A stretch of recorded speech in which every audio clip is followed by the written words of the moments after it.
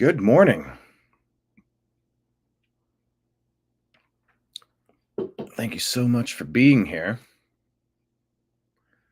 Let's check to make sure we are, in fact, streaming to the places we are supposed to be. Yes, we are. Make sure that the people in my groups see that we are doing our daily show here on Facebook. Here we go. Hop into our live daily show. Fantastic. Let's jump into it. What's happening here on Rumble? All right. Your videos live on Rumble. Yes. Okay, perfect.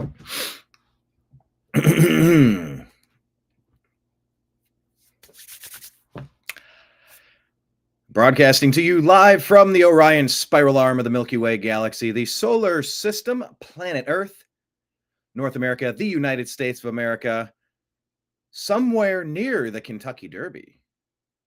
My name's Brian Engelman. Today is Cinco de Mayo 2025, and this is the TNAM AM Show.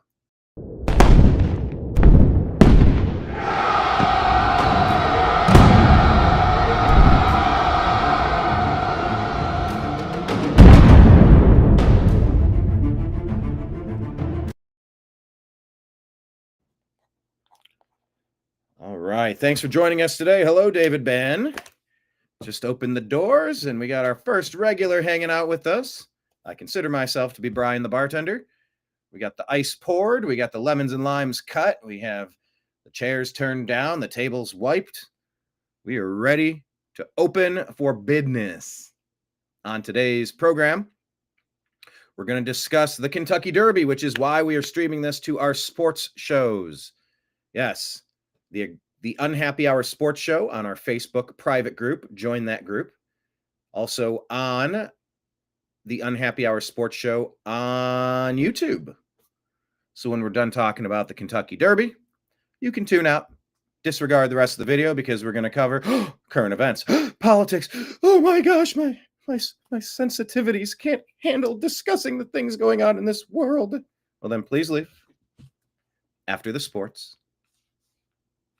And just to briefly touch upon the fact that the number 1 seed Cleveland Cavaliers lost game 1 to Halliburton and the Pacers.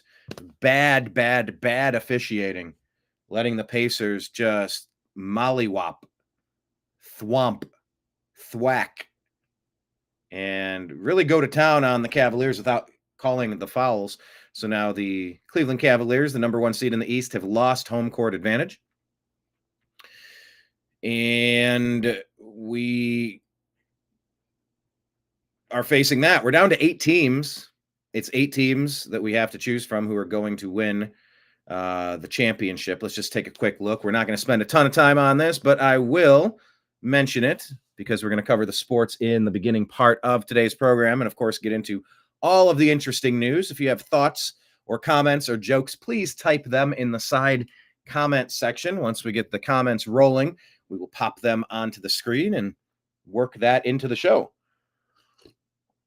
So right now you have the number 1 seed Thunder battling the number 4 Nuggets. Nuggets are a championship team. Thunder have got a lot of work cut out for them there. And so do the Cavaliers, trailing 1-0 to the 4 seed Pacers. Game 1 set to start between the number 3 Knicks and the number 2 Celtics. That should be a good series. And in the West, we have the Timberwolves, number 6 seed, playing the number 7 Warriors. Another team with championship pedigree. Of course, the Celtics have that pedigree as well. So it's down to 1 of 8 teams is going to win the NBA championship, and I am hoping that it's going to be the Cleveland Cavaliers, of course. But we'll see how that shakes out. You have the hockey bracket as well. Same situation, same scenario. Down to 8 teams. Let me full screen this for you. Maple Leafs, number 1 seed Maple Leafs take on the number 3 Panthers in game 1. That series kicks off today. Number 1 Capitals against the number 2 Hurricanes. That starts tomorrow in the Eastern Conference. And then in the Western, you have the number 1 Jets against the number 2 Stars. That's tough when number 1 plays number 2 in the same bracket. But I guess they have it kind of weirded out here where you got 1 seeds coming out of each bracket. So it is what it is. Theirs is a little different, I suppose. Maybe it's not different from basketball.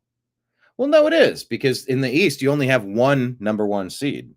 So it's weird how they do it in hockey. But regardless, number 1 Jets against the number 2 Stars. That opens up, I believe, in Dallas then, if that's Jets at Stars.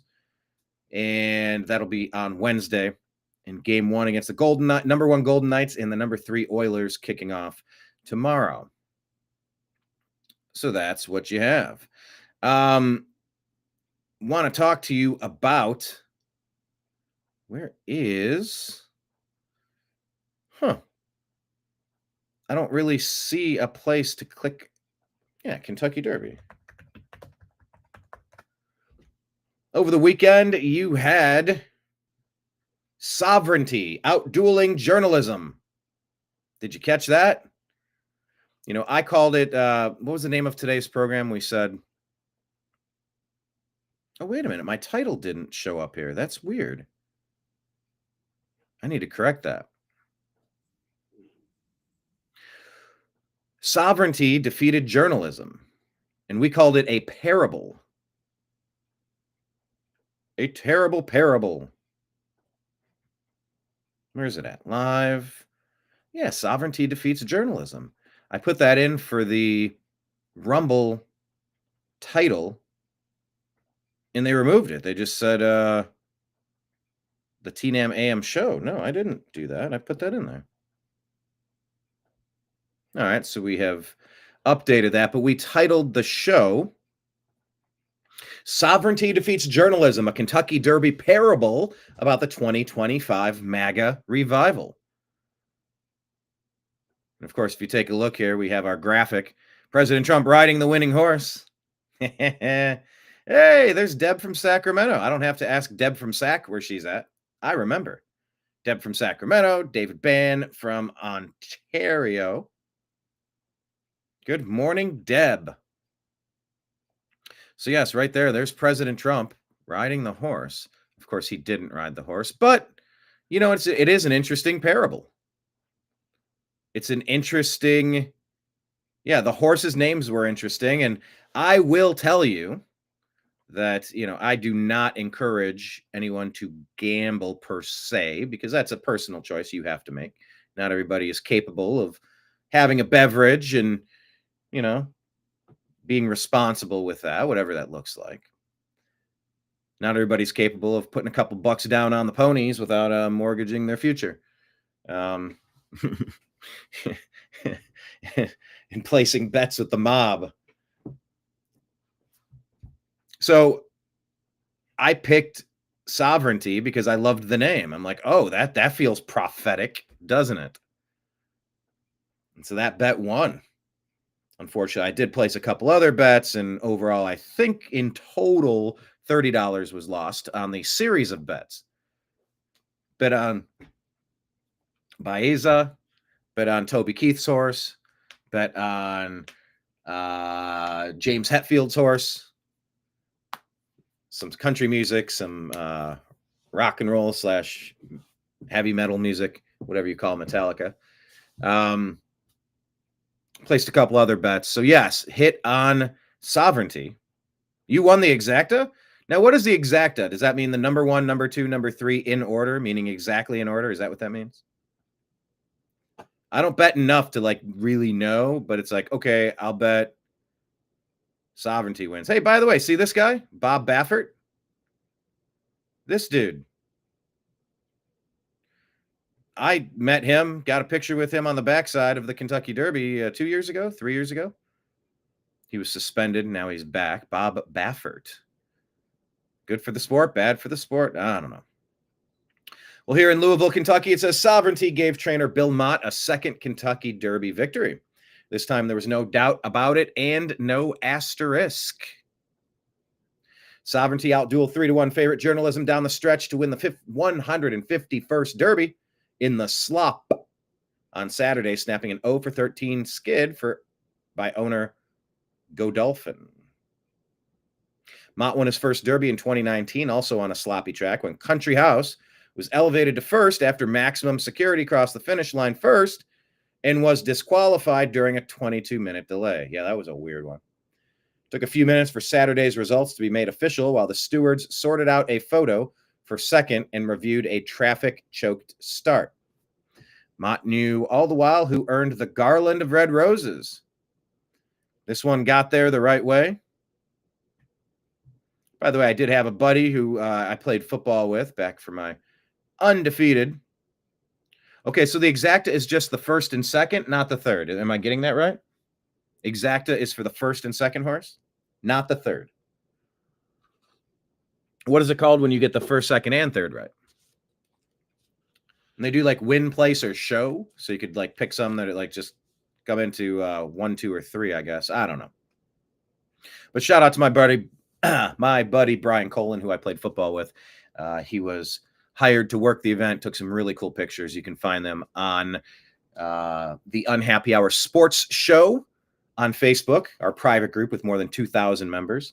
Yes, we keep it private. Just, we want to eliminate some spam and make sure the right people are engaging in the topics. But please join that group on Facebook.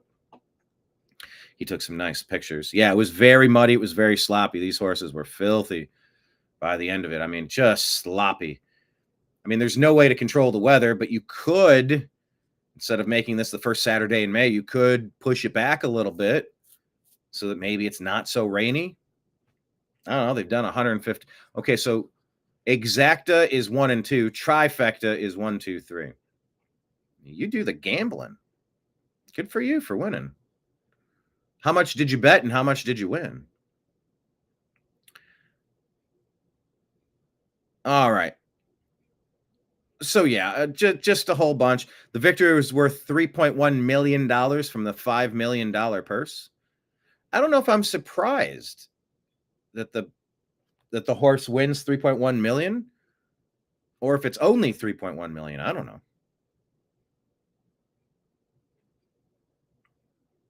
Okay, so Baeza came in third. I did bet on them. So there you go. That happened over the weekend. So I caught you up with the Kentucky Derby, caught you up with NHL, and the NBA. All right, sports fans, if you want to duck out, you can duck out. Thank you very much. But over here on the New American Media, we talk about more than just sports because, come on, there's a lot of important stuff going on, and I'm trying to make sense of it. This show, we try to unpack what's happening. We discuss it together, and your comments make it really fantastic. You improve the quality of this show tenfold. And we're going to get into those stories. But yeah, we called it a parable. Is it a parable, a simile? Is it just kind of interesting that sovereignty has defeated journalism? What does that mean? Let's go to a definition. I don't want that. Actually, let me go to Grok. I don't like Google. I really don't like Google. I don't like how they ruined YouTube. YouTube celebrated 20 years. YouTube's only 20 years old. Started in 2005. Google snatched it up for $1.5 billion. What a deal. In 2006. And they've been ruining it ever since. Turning into a propaganda rag. They will not let people like us, people like you, the viewer, they won't let us cover the news. They won't let us monetize and earn a living. They only do that for authoritative sources, people that drink the Kool-Aid and repeat the talking points and push the propaganda and lies. Let's do definition through Grok. Sovereignty. Sovereignty. There we go. Sovereignty is the supreme authority of a state to govern itself. make its own laws, and control its territory and population without external interference. I mean, are you following that? Did you catch that? Oh, you put a $10 bet and won 300. Bang. Superfecta 1, 2, 3, 4. Okay. Do they have a fecta for like all of the horses in all of the order? That feels like impossible to achieve, which makes it super interesting to think about. But listen to this. Sovereignty has absolutely been under attack by George Soros, Barack Hussein Obama, pushing his Obama doctrine of colonization, pumping 30 million illegal alien invaders, mostly military-aged men, no idea what their background is, what their knuckle tattoos are, what criminal history they have. And we've been seeing American after American being abused, destroyed, eliminated, ended, put into the ground by Barack Hussein Obama's army of minions who have invaded to take over this sovereign nation. We've seen it across. Oh, hold on. For the people out there say, oh, stop it. What are you talking about? It was Joe Biden that was president. Okay. Number one, he was resident. I think the history books are not going to be kind to whatever the hell played out in 2024, by the way. That's where I'll put up the countervailing views. Go to cisa.gov/rumor control. Scrolling at the bottom of the screen, because they'll tell you 2020 was the only free and fair election in the history of elections. All the rest were sketchy, especially if a non-deep state Democrat traitor wins, right? If they can't rig the system and put their puppet in place, then obviously there must have been shenanigans and maybe a Putin puppet, right? Maybe Putin rigged the election or something, right? That's what they'll tell you. But you know better.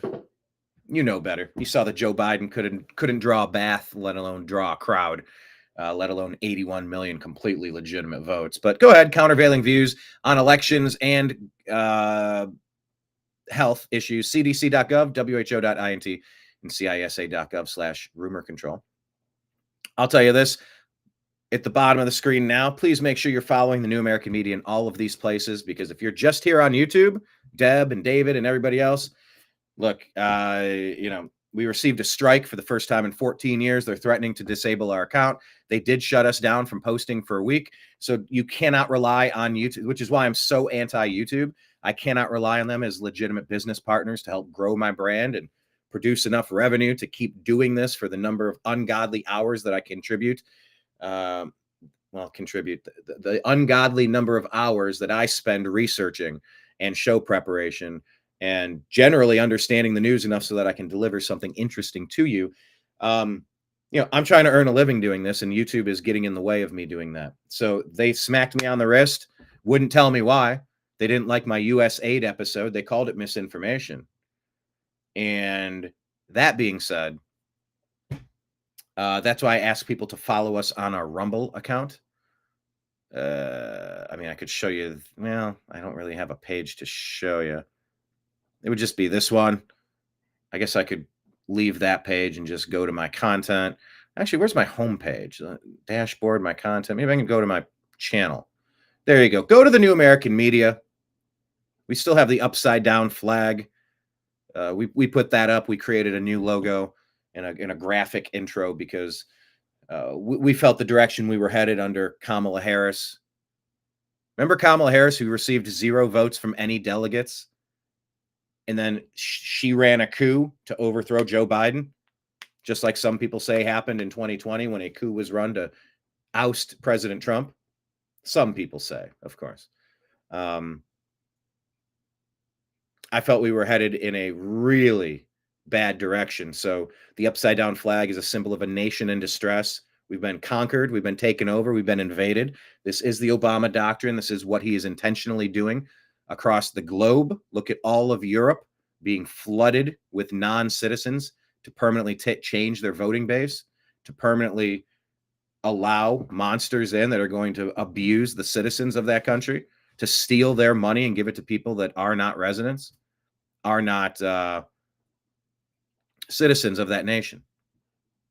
So I'm asking you to follow me in the other places. Search the New American Media on Instagram, Facebook, Truth Social, Rumble, Odyssey, Twitch, Kick, DLive, and YouTube. We're also on Telegram and Signal at TNAM and TNAM Chat.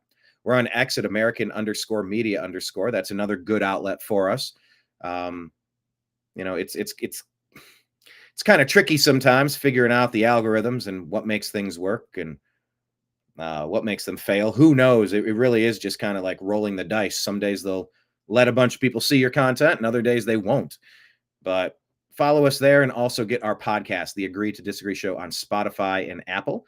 And of course, if anyone wants to throw any tips into our tip jar, the donation links are now at the bottom of the screen. On Patreon at The New American Media, Venmo at Brian Engelman, Cash App $ Brian Engelman, and PayPal at Fuzz Installment. That's all scrolling at the bottom of the screen. Take a snapshot, pause it during the show if you would like to drop a tip into our tip jar. Yeah, I did the math. I went and looked again. We spend $40 a month just on the software to deliver you this program each month. That's bare minimum. That's not the electricity in the studio. That's not all of the time. It's just, it was about $500 a year to get this service so that I can deliver this show to more places than YouTube, since they're threatening my silencing. I said, no, I'll create some new accounts. I'll broadcast to some different places. So follow us there. Now, back to sovereignty. The whole concept of sovereignty is something that's antithetical to the New World Order, to the globalists, to the dirtbags, to the traitors, to the treasonous actors that are trying to overthrow this nation, just like they've done in Ireland, Scotland, England, Germany, France, Spain. You've seen it for a decade. They call it a migration crisis. Bullshit. It's the forced colonization by Barack Hussein Obama. The same people that rail about previous colonization, they're doing it now. Up to 30 million illegal alien invaders flooding into the nation of the United States, mostly military-aged men that could be sleeper cells waiting to activate and overthrow this nation in a bloody coup, since they couldn't blow Trump apart in Butler, Pennsylvania, or on the golf course, because Lord knows they've tried, and Lord knows they're probably still trying. So let's continue to say a prayer for protection for President Trump and his entire team as we try to fix what the deep state has been doing to destroy this formerly great nation for so long. Sovereignty. Definition, one more time. The supreme authority of a state to govern itself, make its own laws, and control its territory and population without external interference. It includes both internal sovereignty, which is control over domestic affairs, and external sovereignty, which is independence from foreign control and recognition by other states. All right? What does that mean? What does it mean? George Soros stealing money through U.S. aid, money laundering. Here it goes to an NGO, now another shell corporation, now another shell, playing the shell game. Follow the ball. Hit, whoop, whoop, hey, yep. Where's the ball? Whoop, it's under the shell. Nope, it's under the, whoop, it's gone.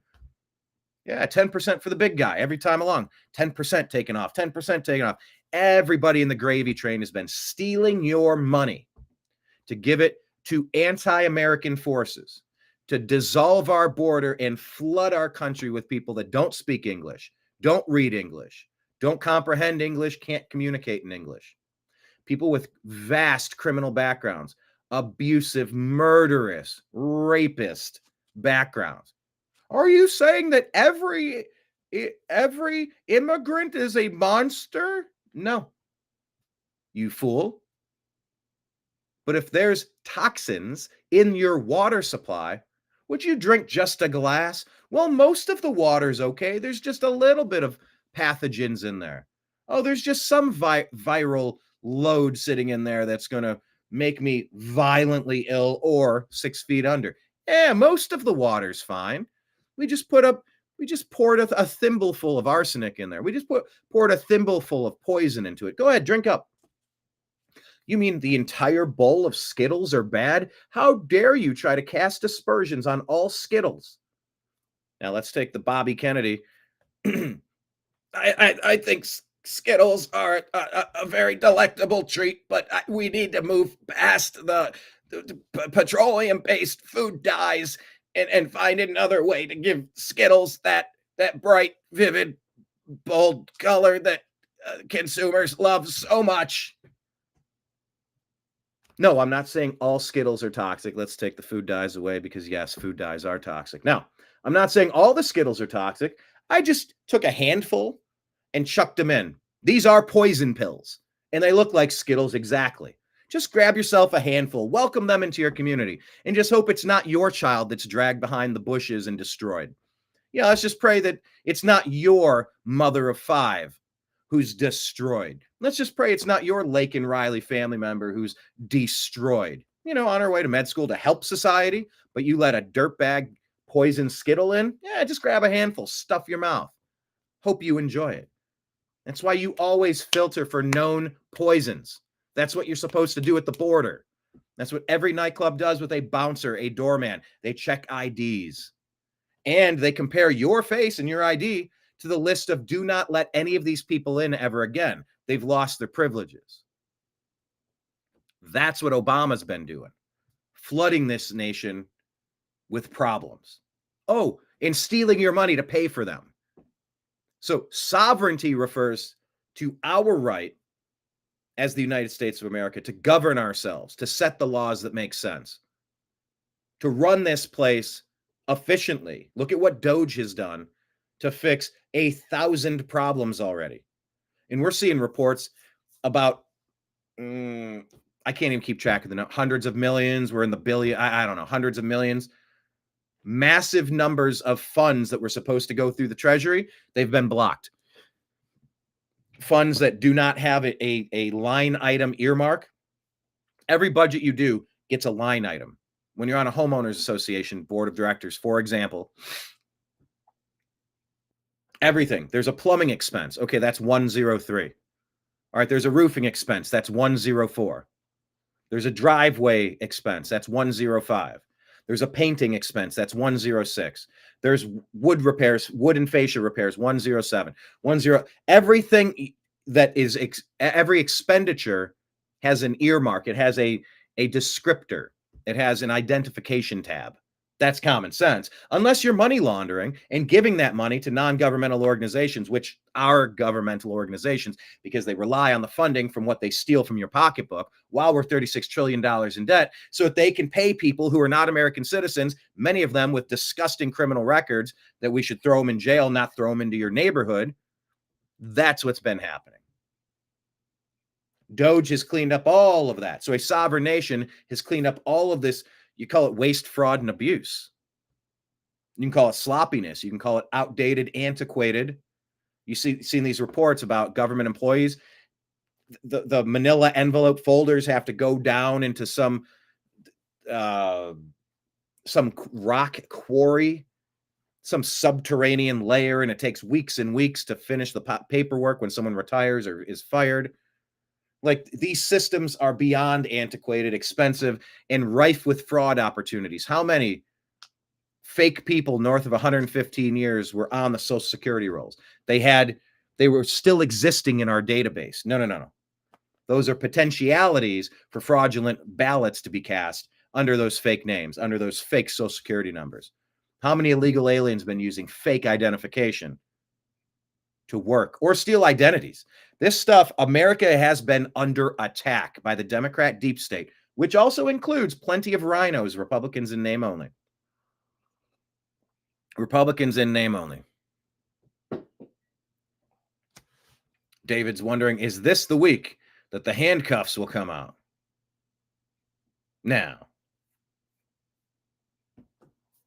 I sure hope so. I'm ready. The only way we save it's great, all the stuff we've been doing to cut all of this unnecessary spending. And there has been collateral damage. I mean, I know several people who have lost their jobs, who were working in government. I mean, these were good people doing good things. Like, they weren't money laundering. They weren't doing any bullshit. But as the budgets were reconfigured, I know 2 people that have lost their jobs. And it's like, well, shit, not all this cutting of spending is a good thing. So I understand it. But when you're 36 trillion in debt, you cut down on anything that you can streamline. If you can do something with 20 people instead of 100, you do it with 20. That's just common sense. But the government hasn't been using common sense for a while. And they've been allowing themselves to be robbed blind for a while. So sovereignty defeating journalism. Now, I guess we could ask, what is the definition of journalism? I'm curious to see what it comes back with on this one. I mean, we know what journalism is, but when you actually go, journalism is the practice of gathering, verifying, and reporting information about events, issues, and trends to inform the public. It involves researching, interviewing, and presenting facts through various media, such as newspapers, television, and online platforms, with a commitment to accuracy, fairness, and public interest. Folks, we haven't had any semblance of that for a long time. A long, long time. What has been masquerading as journalism has essentially been propaganda, deep state, dirty, divisive, deep state Democrat propaganda. And I know there's Republicans involved, but really it's the Democrat agenda that's been winning the day. All of the bad guys pushing all of the globalist policies to erase our borders and erase our own sovereignty to determine our own fate has been pushed by the deep state Democrats. Plenty of Republicans involved, but it is the Democrat agenda. They will go out of their way to defend every sort of criminal before they'll defend the victims of the criminal activity. It's madness. We haven't had actual journalism. We haven't had an actual free market-based capitalist society in a long time. It's been crony capitalism. It's been fascism, a blending of corporate and government interests. Our elected officials have been bought and sold by corporations that are pushing anti-American, anti-sovereign, anti-freedom agendas. It is brainwashing. Yes, journalism is a relative term, Deb. I agree. And so the sovereignty of the United States' ability to govern ourselves defeated fake news. I'm gonna call journalism what we should call it, fake news. Because what a lot of people, and I just had this conversation this morning, an hour before air. It was a conversation. I bet I can pull it up. Let me see if I can grab it because it's nicely said. I shared a post, trying to find it, clicking message. Hello. There we go. Can't find it. Oh, maybe it was on Instagram. Let me try one more time. Here we go. Comments. It should be right here, going very slow.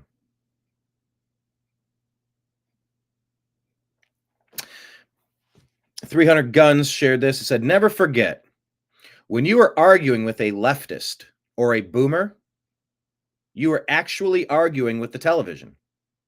And the TV cannot hear you, and it does not care."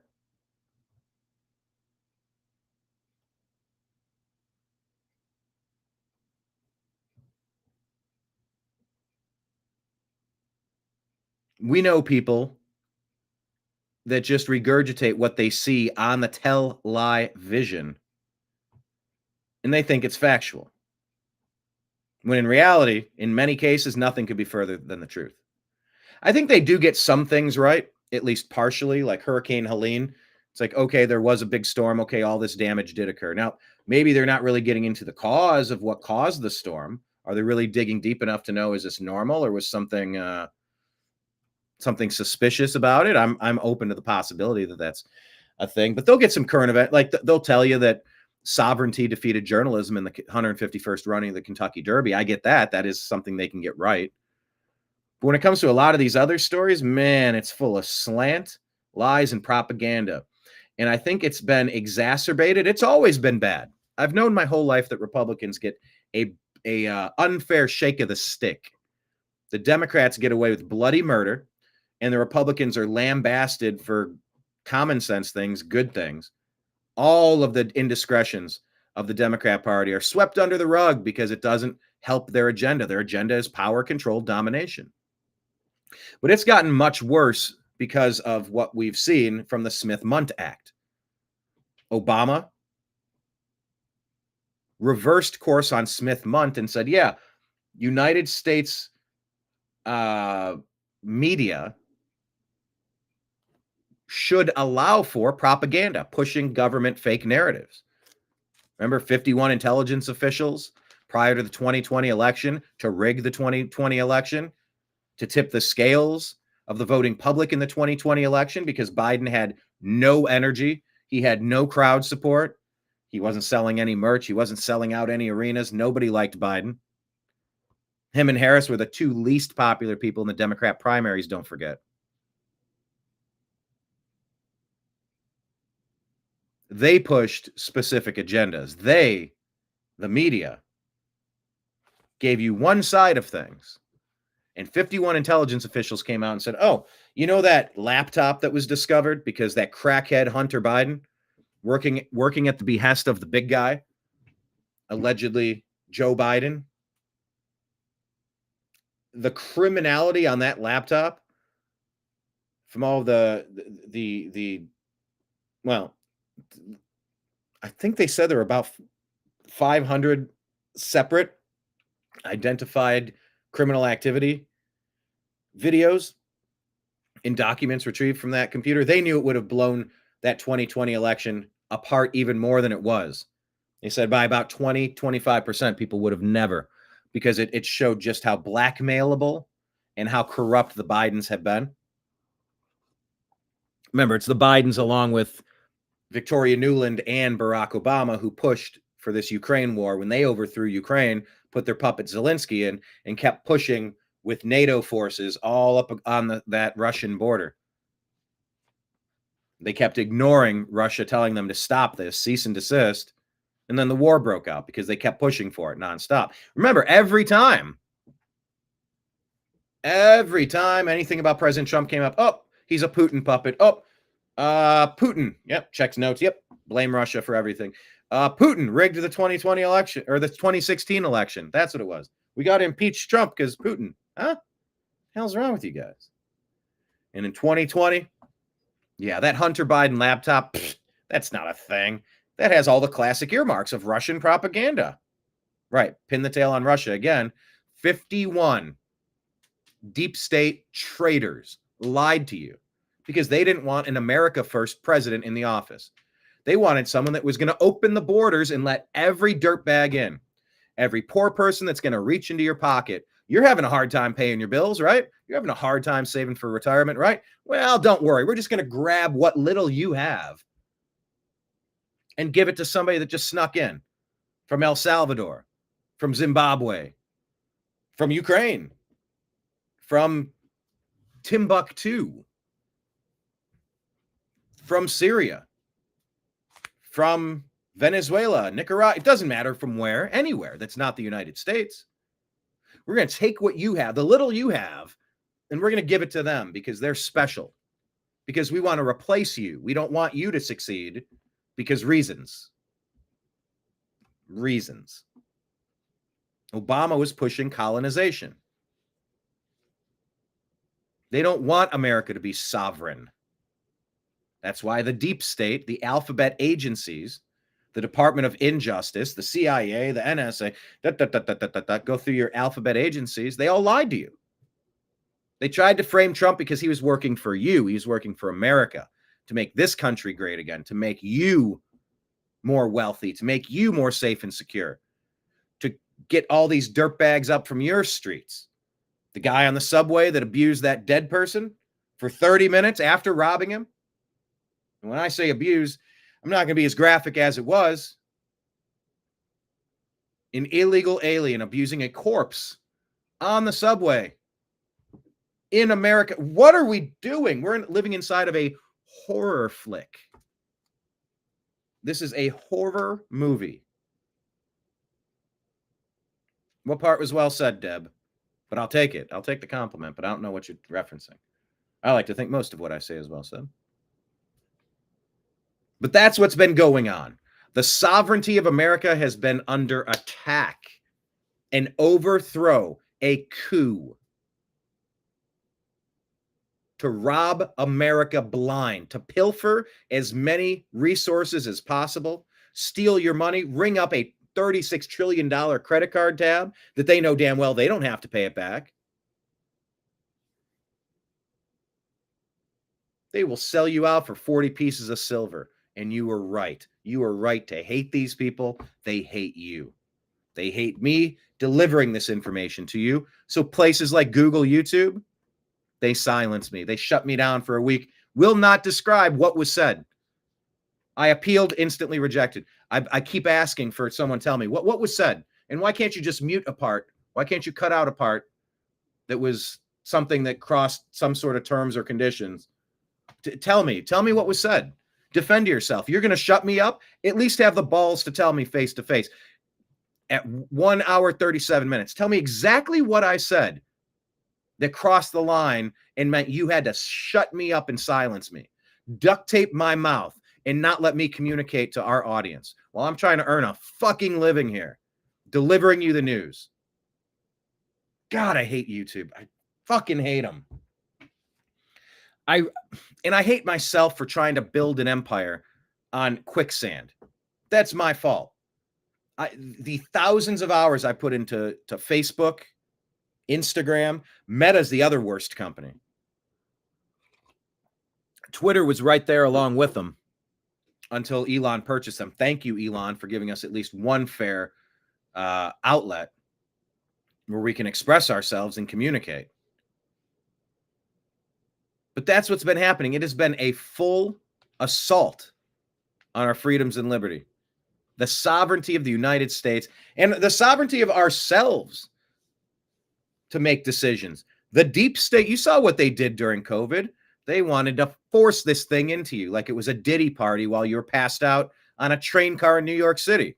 You know how that illegal alien that should have never freaking been here, how he forced himself into a corpse? God, I'm sorry I got to tell you that. That's so gross. I'm sorry. I haven't had enough coffee to discuss just how vile that is. But you know how vile it is to try to force experimental medicines into your body?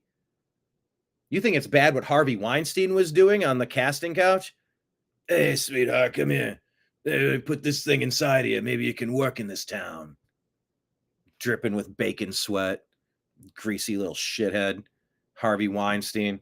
P. Diddy drugging people and abusing them like someone on a subway. That's what your deep state Democrat, Barack Hussein Obama, through his puppet, Joe Biden. And when I say Barack Hussein Obama, I mean him and his circle. The top 100 people in the Obama orbit. Susan Rice, Victoria Nuland, all the people that were really running the White House. Biden was out to lunch.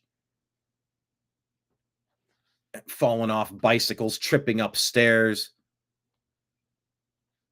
Reading the most ridiculous stuff off the teleprompter while Obama and his cronies laughed. You can see the agenda, what they were pushing. And the sovereignty of America has been absolutely brutalized. And now it's turned. Sovereignty has defeated journalism. Journalism is supposed to give you who, what, where, when, why. They haven't been. They've been feeding you bullshit. They've been feeding you lies. Obama with the Smith-Mundt Act propaganda. The conversation I had with my friend, and I kind of went off that topic, but I said, you're arguing with the television. They can't hear you. These people are gone. They watch CNN and MSNBC unironically thinking they're getting news. No, you're getting the George Orwell 1984. How many minutes of hate? 3 minutes hate? Is that what it was called? I'm sorry, it's 2 minutes hate. Yeah. Daily ritual. So in George Orwell's 1984, 2 minutes hate, not 3 minutes, is a daily ritual. I mean, just Grok gives me so much better. The search results on Grok are so much better. I really recommend it. Stop using Google. Use Grok. It is such a better tool. And never trust anything you find on a search, but at least it gives you a quick answer to what you're going for. That's what they deliver you. They give you 2 minutes hate. It's a daily ritual in the totalitarian state of Oceania, where citizens are required to watch a propaganda film and express intense hatred toward the state's enemies, primarily Emmanuel Goldstein a supposed traitor, and the rival superstate of Eurasia or Eastasia. The event is designed to channel collective rage, reinforce loyalty to the party, and suppress dissent by uniting people in a frenzy of anger and fear. Orange man bad. Orange man bad. Can you believe that, Donald Trump? Get him.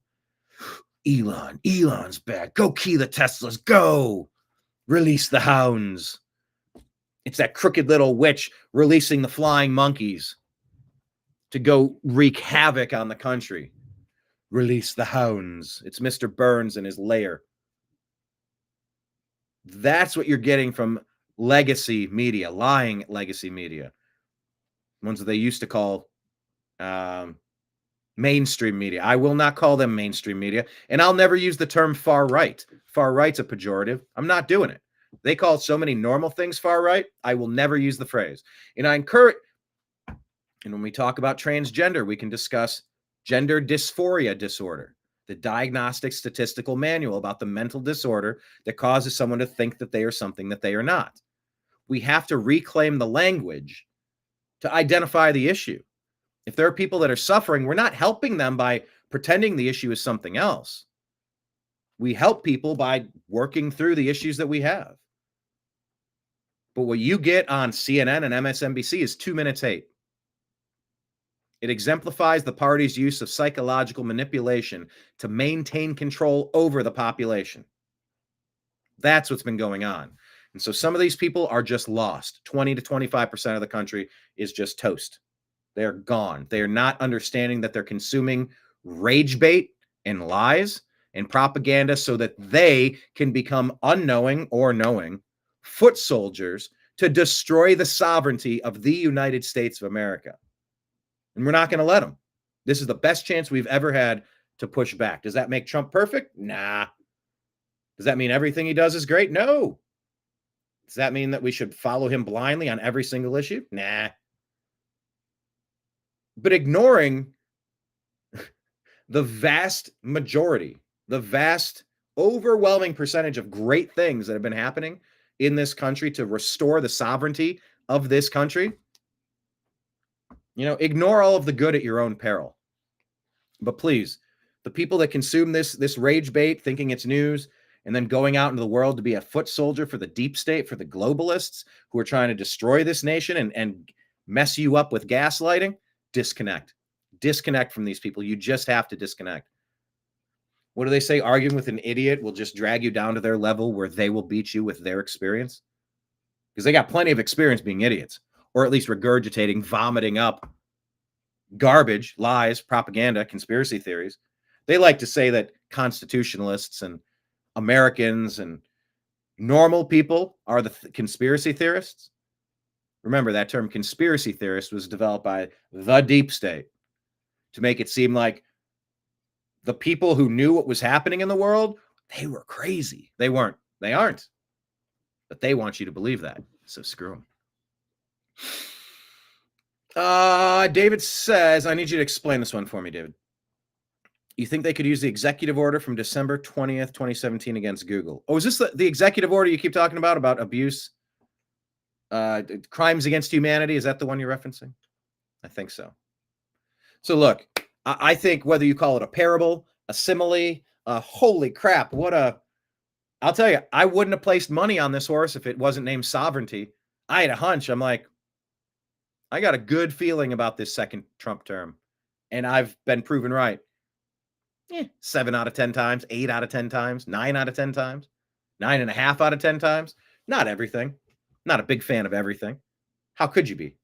Not a big fan of myself half the time, but look at what's happened. A lot of good has happened. And sovereignty defeating journalism.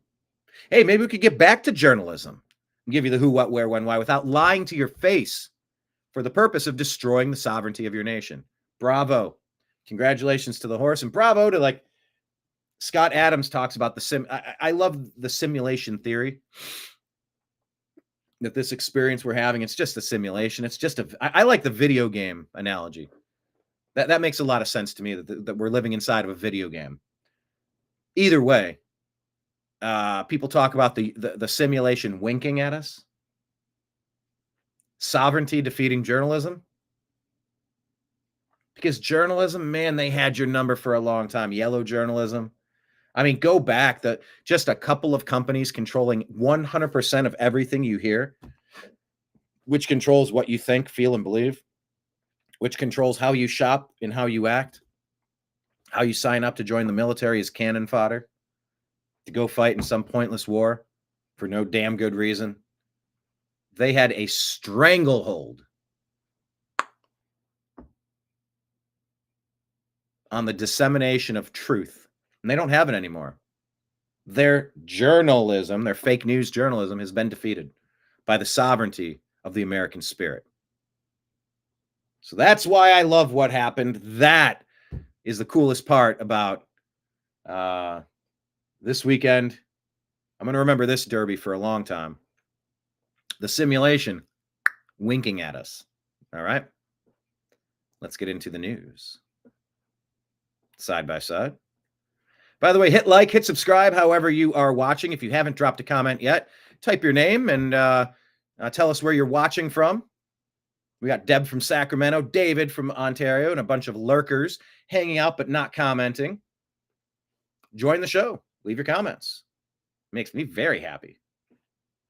And it makes the show much more fun as everybody communicates while we discuss the stories in the news. All right, let's go to this one from Laser the Conservative. You have to see this. Here are California Democrats blocking a bill that would allow harsher punishment for S with minors.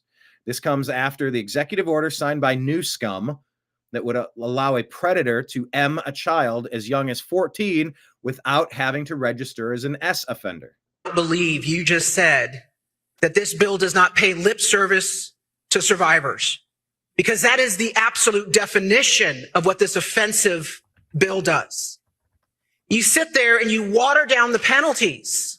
You're paying lip service to the 16 and 17-year-old victims of sex crimes. I mean, what more does it take for this caucus, the Democrat caucus, to wake up and realize you're on the wrong side of this issue? It is so patently offensive. And why? Because you have an extremist wing of your party that says somehow it is normal to have sex with minors. No. Let me review the bidding. And by the way, do you know what the plus stands for in that flag of ever-expanding acronyms, the ever-expanding alphabet? They try to include MAPS, to celebrate MAPS. These are minor attracted people. No. These are pederasts. These are bad, abusive monsters who prey on children. Words matter. Policies matter. It all matters. By the way, the Dow Jones is roughly even today. Up about 3% in the past 5 days. Up about 9% in the past month.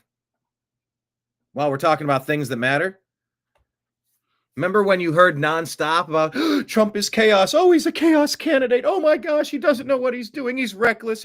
He's destroying the partnerships with our allies. What is he doing? The stock market. Oh, he's so crazy.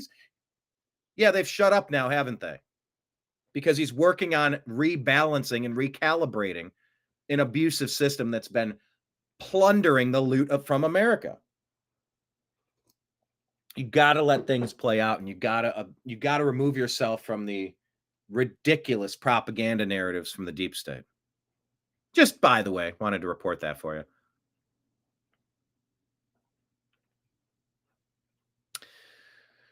He continues. B-145 in 2020, signed by Governor Newsom, notwithstanding the theatrics that he has engaged in this week on this bill. SB 145 would allow a predator to molest a child as young as 14 years of age and avoid mandatory sex offender registry. That's what this legislature passed. That's what this governor put into law, because it is reflective of a perverse, deviant, perverted philosophy that somehow it is normal for men to molest young boys and young girls. SB 357, which this bill is trying to fix, legalize loitering for the purpose of sex trafficking, sex work, and prostitution. Why? Because somehow it was spun as anti-LGBT. Yeah, you catch that? You catch that. That's what was our comment here. We said, lock up the kid diddlers immediately, bring back making examples of everyone and anyone who would hurt a kid. Go get them. This is our line in the sand. Maps are monsters. This is not okay. The plus on that flag is minor attracted people. They're trying to mix all this stuff up and go, hey, you know, love is love. If someone wants to be in a relationship with someone of the same sex, like, why is this an issue? Just, there shouldn't be restriction. Like, let a human do what a human wants to do. It's not our choice to make up the decision of how other people should live. Yeah, you know, that kind of, I mean, you know, whatever. It's not my cup of tea, but if it's yours, it's yours. And like most people go, yeah, what did Thomas Jefferson's quote say? If it neither, something along the lines, if it neither injures me nor picks my pocket, what should I care? You know, that's the libertarian stance. It's like, I mean, it doesn't impact anybody. If two men or two women want to be in a relationship, who cares? But then this guy's saying what they did is they wrapped it up with LGB and now saying, well, you know, I mean, we got to protect our community. Our community? Yeah, you know, the ones that want to abuse little kids? I'm sorry, I don't think that's what LGB means. But somehow they've blurred the edges, kind of mixed it all together into a vague sort of gray, where they're trying to add a plus that says minor attracted people. Yeah, that's the same. No, it's not the same. Line in the sand. Democrats didn't get the memo. Reason 1,752 why you should never vote for a Democrat ever again. It's why you should actively campaign against Democrats and work tirelessly to make sure every Democrat is retired and that the dirtbags, the criminals, are prosecuted. The Democrat Party is an enemy to the state of America, the country of America, the State of the Union. And they need to be treated as such. You want open borders where dirtbag monsters can come in and abuse Americans? Sounds like you're a bad guy and you need to go to jail, Democrats. It's pretty clear to me. Yeah, Gavin needs some handcuffs in prison. Yes, David. Oh, by the way, they're opening up an investigation into roughly $24 billion in stolen homeless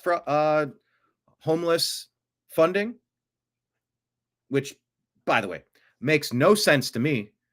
Why don't you go into the desert? There's plenty of California desert. Link up some water and power. Build a community out there. Take the homeless off the streets. Give them like some treatment facilities. Most of the homeless are mentally ill. Drug addicted, mentally ill, same thing. Crazy people. Some people cannot be rehabbed and they need to stay in a facility. They don't get free range privileges. The ones that are attacking other people and keep committing violent acts over and over and over, and Democrats keep letting them out to abuse innocent people. If you cannot control yourself, you lose free range privileges. You go and get committed into a facility. California has plenty of desert where they could build communities that could dry people out, that could work to get the mental health that these people so desperately need. You take that $24 billion, build communities, and when you pick up the homeless, you take them there. You say, hey, we're going to give you facilities and help you out here. You can't sleep on the streets. You can't just throw your trash and your syringes and run around screaming at people and breaking things and stealing and just being a general nuisance to society. That's what you do with $24 billion. You don't just go poof and disappear it. That's not okay, but that's what the Democrats stand for. Yeah, what a sick state California has turned into. My heart aches. Give California some real leadership and try to fix some of this stuff, please. To try to enforce laws against sex trafficking. I will tell you, as a gay Republican, it is offensive, and a super majority of the gay community, they disavow the LGBT caucus, claiming that somehow this bill is anti-gay. You're hearing that? Other terms for the death penalty: capital punishment, execution, death sentence, judicial killing, lethal injection, state-sanctioned killing. Anyone that abuses a kid, what is the proper punishment for someone that's going to abuse a kid? What do you think?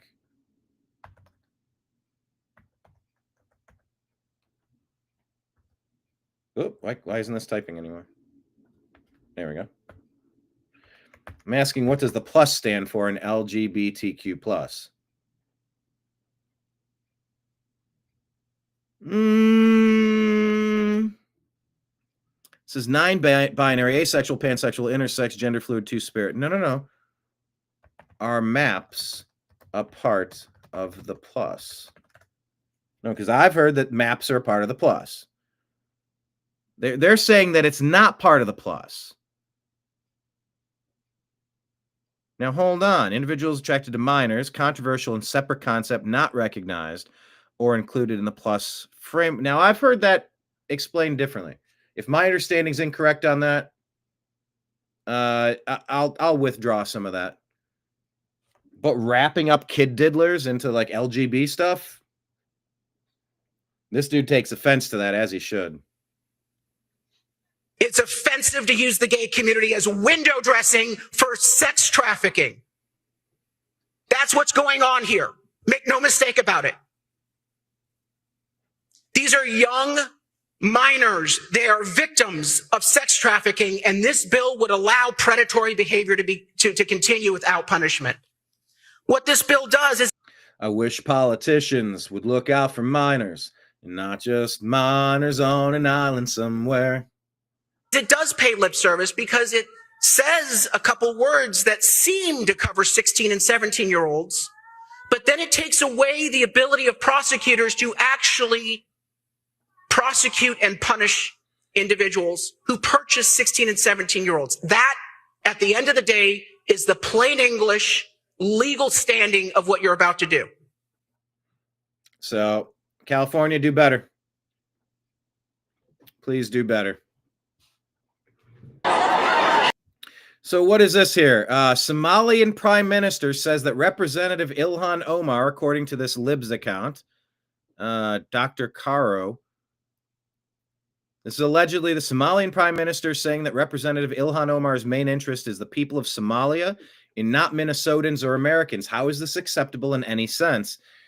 I'll play you the clip, but why are non-American born people allowed to serve in Congress if they can't serve as president? Why are there not term limits on Congress if there is for the president? Why are we allowing that guy that filed for impeachment of Trump, that Shry guy? Where's he from? India or Pakistan or something? He's not born in America. Why should we assume that he has Americans' interest at heart? Ilhan Omar, who allegedly married her brother to commit immigration fraud. Number one, where's Pam Bondi if this is true? Where's Kash Patel? Where's Dan Bongino? Why hasn't she been arrested and deported? You get enclaves of people in Dearborn, Michigan, and Minnesota, all bringing a different foreign influence to gain control in the Senate, in the House, maybe in the presidency. You can talk about Barack Hussein Obama for a while if you want. Where does the allegiance lie to someone who's not born in this country, like Ilhan Omar? Let's listen to what this Somalian Prime Minister, now I haven't verified that's who this is, and I got more research to do, but we're unpacking it together, so let's take a listen to what he has to say. Oh, God, I got to translate. All right, I got to translate. Ilhan Omar, who has written the name of Somalia with a gold pen. The interests of Ilhan are not Ilhan's. Is that her right there? That might be her right there. It looks like her right there. Now, I don't know if these translations are accurate, so every story, I couch it with a little, hey, you know, like any of this could be wrong. Let's review this with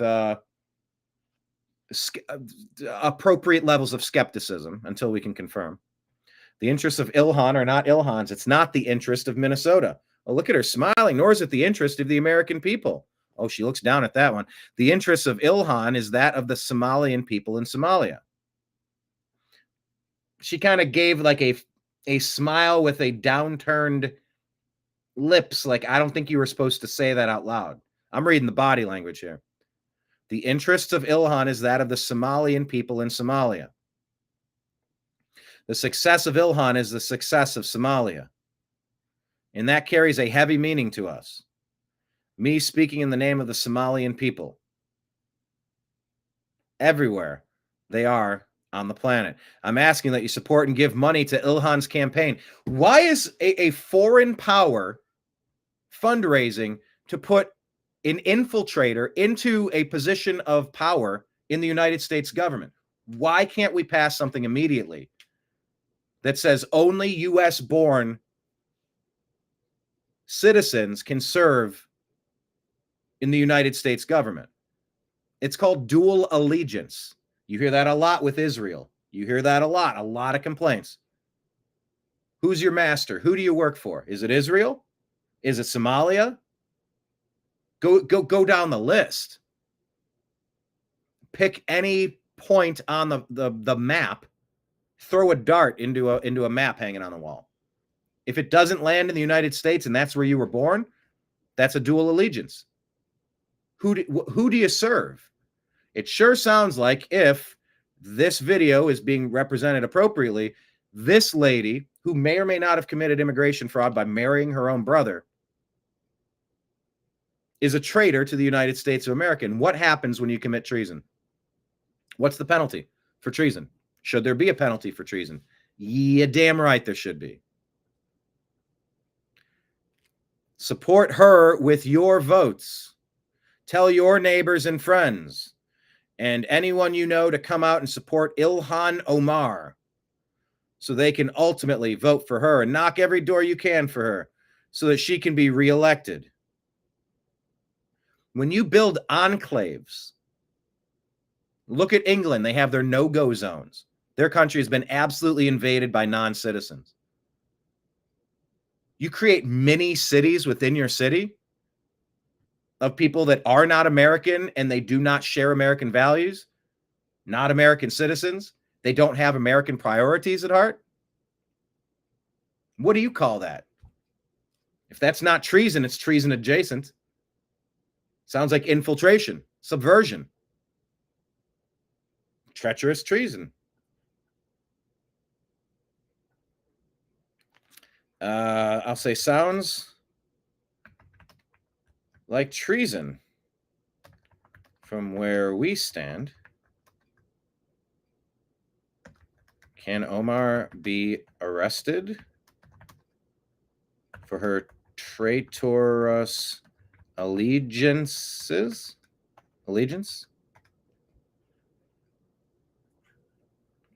Marjorie Taylor Greene here.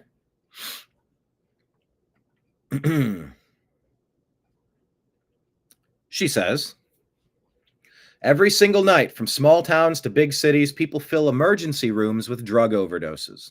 I don't care about Ukraine or Iran or Houthis or whatever foreign country I'm told I'm supposed to care about. I'm sorry, I just don't. I am continually outraged and heartbroken over the war waged on the American people by the international cartels. I haven't seen Russians killing Americans every day. I haven't seen Houthis killing Americans every day. I haven't seen Iran killing Americans every day, but I do see the cartels kill Americans every single day.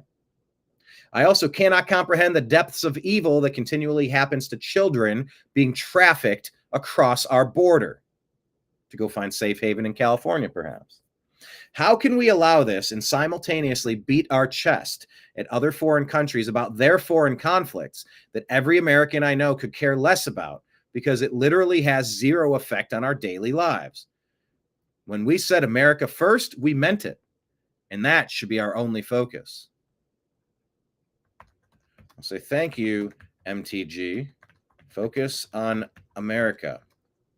Also, can we pass a law prohibiting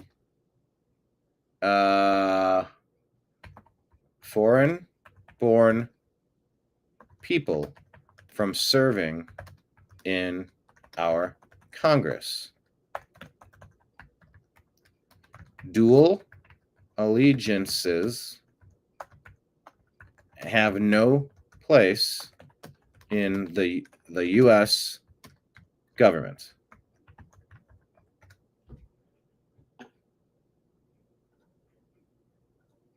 Here is Josh Barnett in Arizona. Barnett for Arizona. What's he running for? John Solomon reports EPA head demands answers from the company putting sulfur dioxide into the air to address global warming. That's on Just the News. Josh Barnett says, "Oh, I thought this was just a conspiracy." Look up. Look at the poison filling our skies. Arrest, prosecute, there you go. Arrest, prosecute, and punish all who are abusing us, abusing our air. Yeah, I've been talking about this for years, and they don't let you talk about it. They hide this reality every chance they get. They don't like talking about it for reasons. So here's CNN interviewing cartel members to ask how they feel about being labeled terrorists. Trying to do a puff piece about cartels. The Trump administration, you are a terrorist. I mean, the cartels have been labeled a foreign terrorist organization. What do you make of that? Está fea la situación, ¿verdad? Está fea la situación. Well, the situation is ugly. What's your message to Donald Trump if he's watching this? My respect to Donald Trump.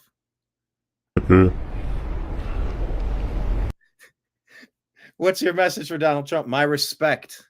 According to him, he's looking out for his people. But the problem is the consumers are in the United States. Yeah, wearing gloves so he can't be identified. If there weren't any consumers, we would stop. According to the Trump administration. Anti-American terrorists. Huh? New low for CNN. Love how this interview backfires gloriously. There you have it. Joey Manarino here, talking about Ilhan Omar again. Look, there's stories and through lines to these stories that are just going to overlap in the Venn diagram of life. It sure feels like it's Ilhan Omar season. And it really is representative of these enclaves, these no-go zones, these places where they're electing anti-American people. I don't understand how we could allow a foreign-born person to serve for the United States. We require that for the president for obvious reasons. Your allegiances may be elsewhere, meaning stay the hell away from us. You're not eligible, which is why there was so much of an uproar. Well, Joey Manarino says Ilhan Omar should never have been allowed to leave Somalia. She's the prime example of everything that is wrong with immigration. There's nothing wrong with immigrants who love our nation and want to properly assimilate into it, even bringing their own rich cultures with them to enrich our country's fabric. But there is nothing enriching about Somalian culture. It's a disgrace. And all she's done since coming here is tell America how it must change to fit her image. We are not here to accommodate you, Ilhan. Well, I don't know about that comment right there. There is nothing enriching about Somalian culture. I can say that I'm no particular fan of Somalia. I can talk about all the pirates. I can talk about all the crime, all the butchery and savagery. And then they could say, well, let's talk about the United States and all the wars in Iraq and Iran, or Iraq and Afghanistan. And okay. So I don't know if there's nothing enriching about Somalian culture. I wouldn't go that far. But I would say changing Minnesota into Somalia, I'm not interested in that. I don't want to turn it into Ukraine. I don't want to turn it into Israel. I don't want to turn it into Venezuela. I want Minnesota to be Minnesota. And there is no amount of immigration Let me rephrase that. A small amount of immigration that includes learning the language, learning the customs, loving this country, learning English, speaking English, staying off of the welfare rolls, not taking, working and paying taxes. And if you come through the front door legally, after 30 years, 25 years, 20 years, 15 years, 10 years, I'm not sure exactly what number it should be. It shouldn't be instantaneous. You have to prove that you're going to be a value, you have to prove that you're not going to be a detriment. You have to prove the negative, I guess, by a long time of doing the right stuff and becoming an American. No, we don't want to transform any of our states into anything. We don't want little Palestine. We don't want little Germany. We don't want little Sweden. We don't want little anything. We want a small amount of controlled immigration where we can bring in the best and the brightest. Because France put something on a statue that says huddled masses, we have to have a suicidal policy regarding immigration. And I'm aware that that word could trigger a thing that would get us banned on YouTube, which is ridiculous. It just highlights how stupid these companies are because context matters. No, it's madness. You wouldn't let somebody from the Pittsburgh Steelers get into your training facility in Berea while you're trying to implement a playbook for the Cleveland Browns. If you don't play for our team, you're not entitled to access to any of this stuff. You want to join our team? Well, then guess what? Leave your Arizona Cardinals merchandise behind. You're a Cleveland Brown now. You assimilate to the place you are. You don't try to change. Well, I used to play for the Arizona Cardinals, and now I want the Cleveland Browns to be more like the Arizona Cardinals. I can't stand how Ilhan Omar talks. It's so it's just fingernails on a blackboard. Are you making fun of her accent? If you missed the beginning part of the show, I make fun of how everybody sounds, even RFK Jr. And it's not making fun. I'm just a mimic. I try to repeat the sound. Trust me, there's nothing more grating or irritating than the RFK sound. I have many people like, oh, your impression is awesome of Bobby Kennedy, but I can't even listen to it. It's so good. It sounds just like him, and I can't listen to him. No, mostly I respect Bobby Kennedy for what he's done so far with HHS, and I despise Ilhan Omar for what she's done to try to ruin America and try to take out MAGA. So, no, I don't care about accents or what you sound like. I care about your actions. It's the quality of your character that I mainly care about. That's how America is supposed to be. Anyway. More Ilhan Omar. I don't know. Illegals from Haiti allegedly assaulting an elderly man walking his dog in Ireland. Democrats wonder why we're deporting bad people from our country. And we just remind you to always carry self-defense tools. They knocked this guy down. I'm not entirely certain what the context of this, but it's gross. And there's a lot of this anti-white attack stuff happening everywhere. That is part of the Obama doctrine that will not go away. His strong hatred toward America, toward white people, it's palpable, it's obvious, and it's pervasive. It's everywhere. Look at the reaction of that Carmelo killer. Raises $500,000 after stabbing a dude in the chest. Well, I got a story on that, an allegation that dude's been, well, it is what it is. It's gross. Abusing an old man walking a dog is bullshit.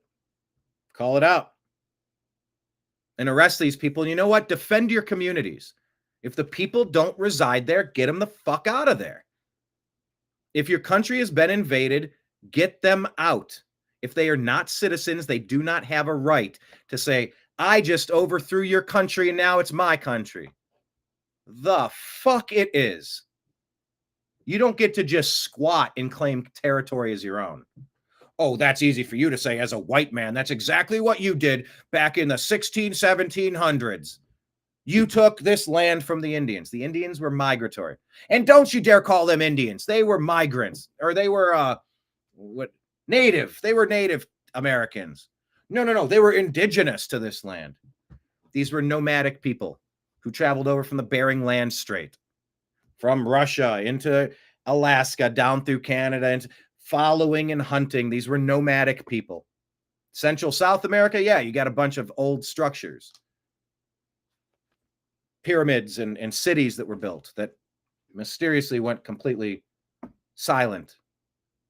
That was filled with lots of human sacrifice and really demonic activity, if you want to break that down. Yeah, America was full of indigenous people hunting and roving and wandering. The land was stolen. You sit on stolen land. Yeah, every country was conquered by whoever is currently there.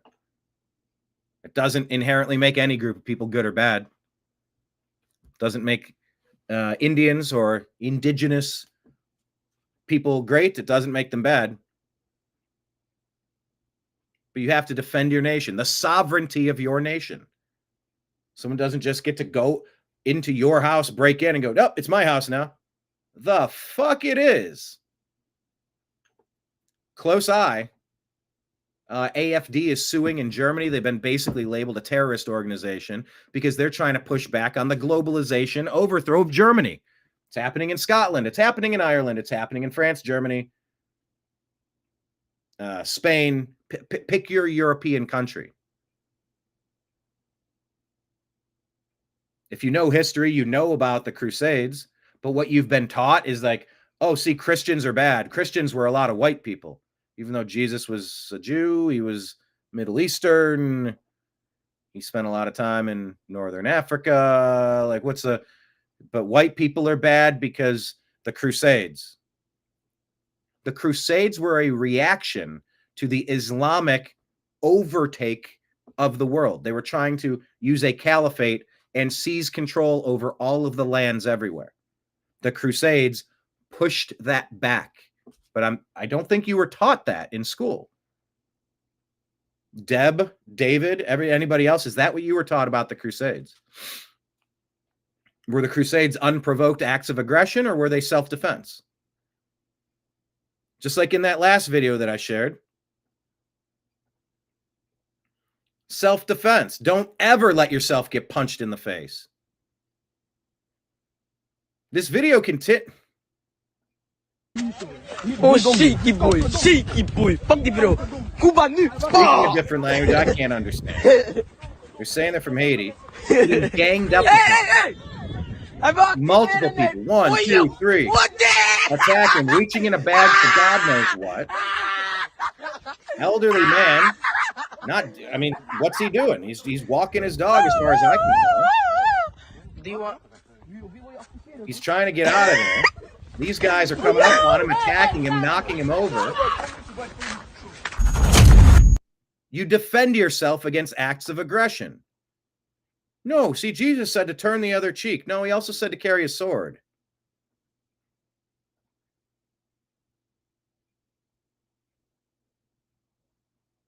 We got a big problem globally. This Obama doctrine has been running with the Soros crew for a long time. Chaos everywhere it goes. And that's what we've been working on with Doge, is to defund all of these groups who are pushing anti-American, anti-sovereign agendas. They want a new world order, a one world government. The all-seeing eye. They want one unelected bureaucrat to govern the lives of all of humanity. No nation should make its own decisions. Then all you have to do is control one person, one puppet, and you're good. You're done. You're a dictator for life. Now you run the globe. No, the sovereignty of individual nations is what's going to keep our freedoms.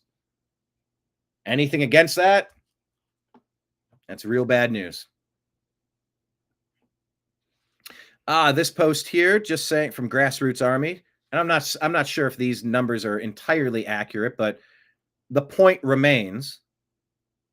says Nancy Pelosi's net worth was estimated at about $31 million in 2008 when she first served as Speaker of the House. By 2024, her net worth had reportedly increased to over $240 million. See her ripping up Trump's speech and basically fake clapping in his face. These people hate you. They hate America. They don't want sovereignty. They want their globalist control over you. And you've had it too good for too long. So we want to steal your money and give it to people that are going to show up in your country and punch you in the face. Show up in your country and steal your shit. Show up in your country and abuse your women. Show up in your country and punch old men in the face. Show up in your country and have a free ride based on NGOs giving you unlimited credit cards that, oh, they're magic cards. They never run out of money. You've seen that all across America. That's who Pelosi and the Democrats are. The deep state. Now, this right here, NPR. Remember when they put this out on December 31st of 2020? A new poll finds 40% of... Hang on, let me make sure. Can you read this? Yes. Okay. A new poll finds that 40% of respondents believe in a baseless conspiracy theory that the coronavirus was created in a lab in China. There is zero evidence for this. Scientists say the virus was transmitted to humans from another species. Now, as with everything, is this an accurate screen grab of something NPR posted? Okay, maybe not. It appears to be. So if it's not, then I'll retract anything I'm about to say. But if it is accurate, look at what we put underneath. We said, why was NPR defunded? They lied about COVID. They lied about COVID's Fauci China origin and called this fact a baseless conspiracy theory. Good riddance, NPR. Peddle your lies on your own dime. There was a lot that we didn't know during COVID, but this is straight government propaganda, straight Biden propaganda. Oh, but December 31st of 2020 was the end of Trump's term. Yeah, after the election was fortified to make sure that Joe Biden, the most popular human to ever run for president, he got 81 million totally legitimate votes, don't you know? Yeah, that's a month after, 2 months after, roughly. The election was determined to be in favor of Joe Biden. Whether it actually represented the will of the people, separate issue. But if that's a real tweet, that's exactly why you're not getting NPR funding anymore. It was from China. Fauci was responsible, and it was potentially intentionally released. Don't call it a lab leak. A release. And they definitely weaponized it to make sure Trump couldn't stay in power. Is that the only thing that happened? Is that exactly why it came out? I don't know. They sure as shit used it to make sure mail-in ballots, totally secure. Hey, I could either give you $100 or I could just put it into a place and let 1 million people, and who knows if it had, well, let's do that instead. Let's not hand it to you directly.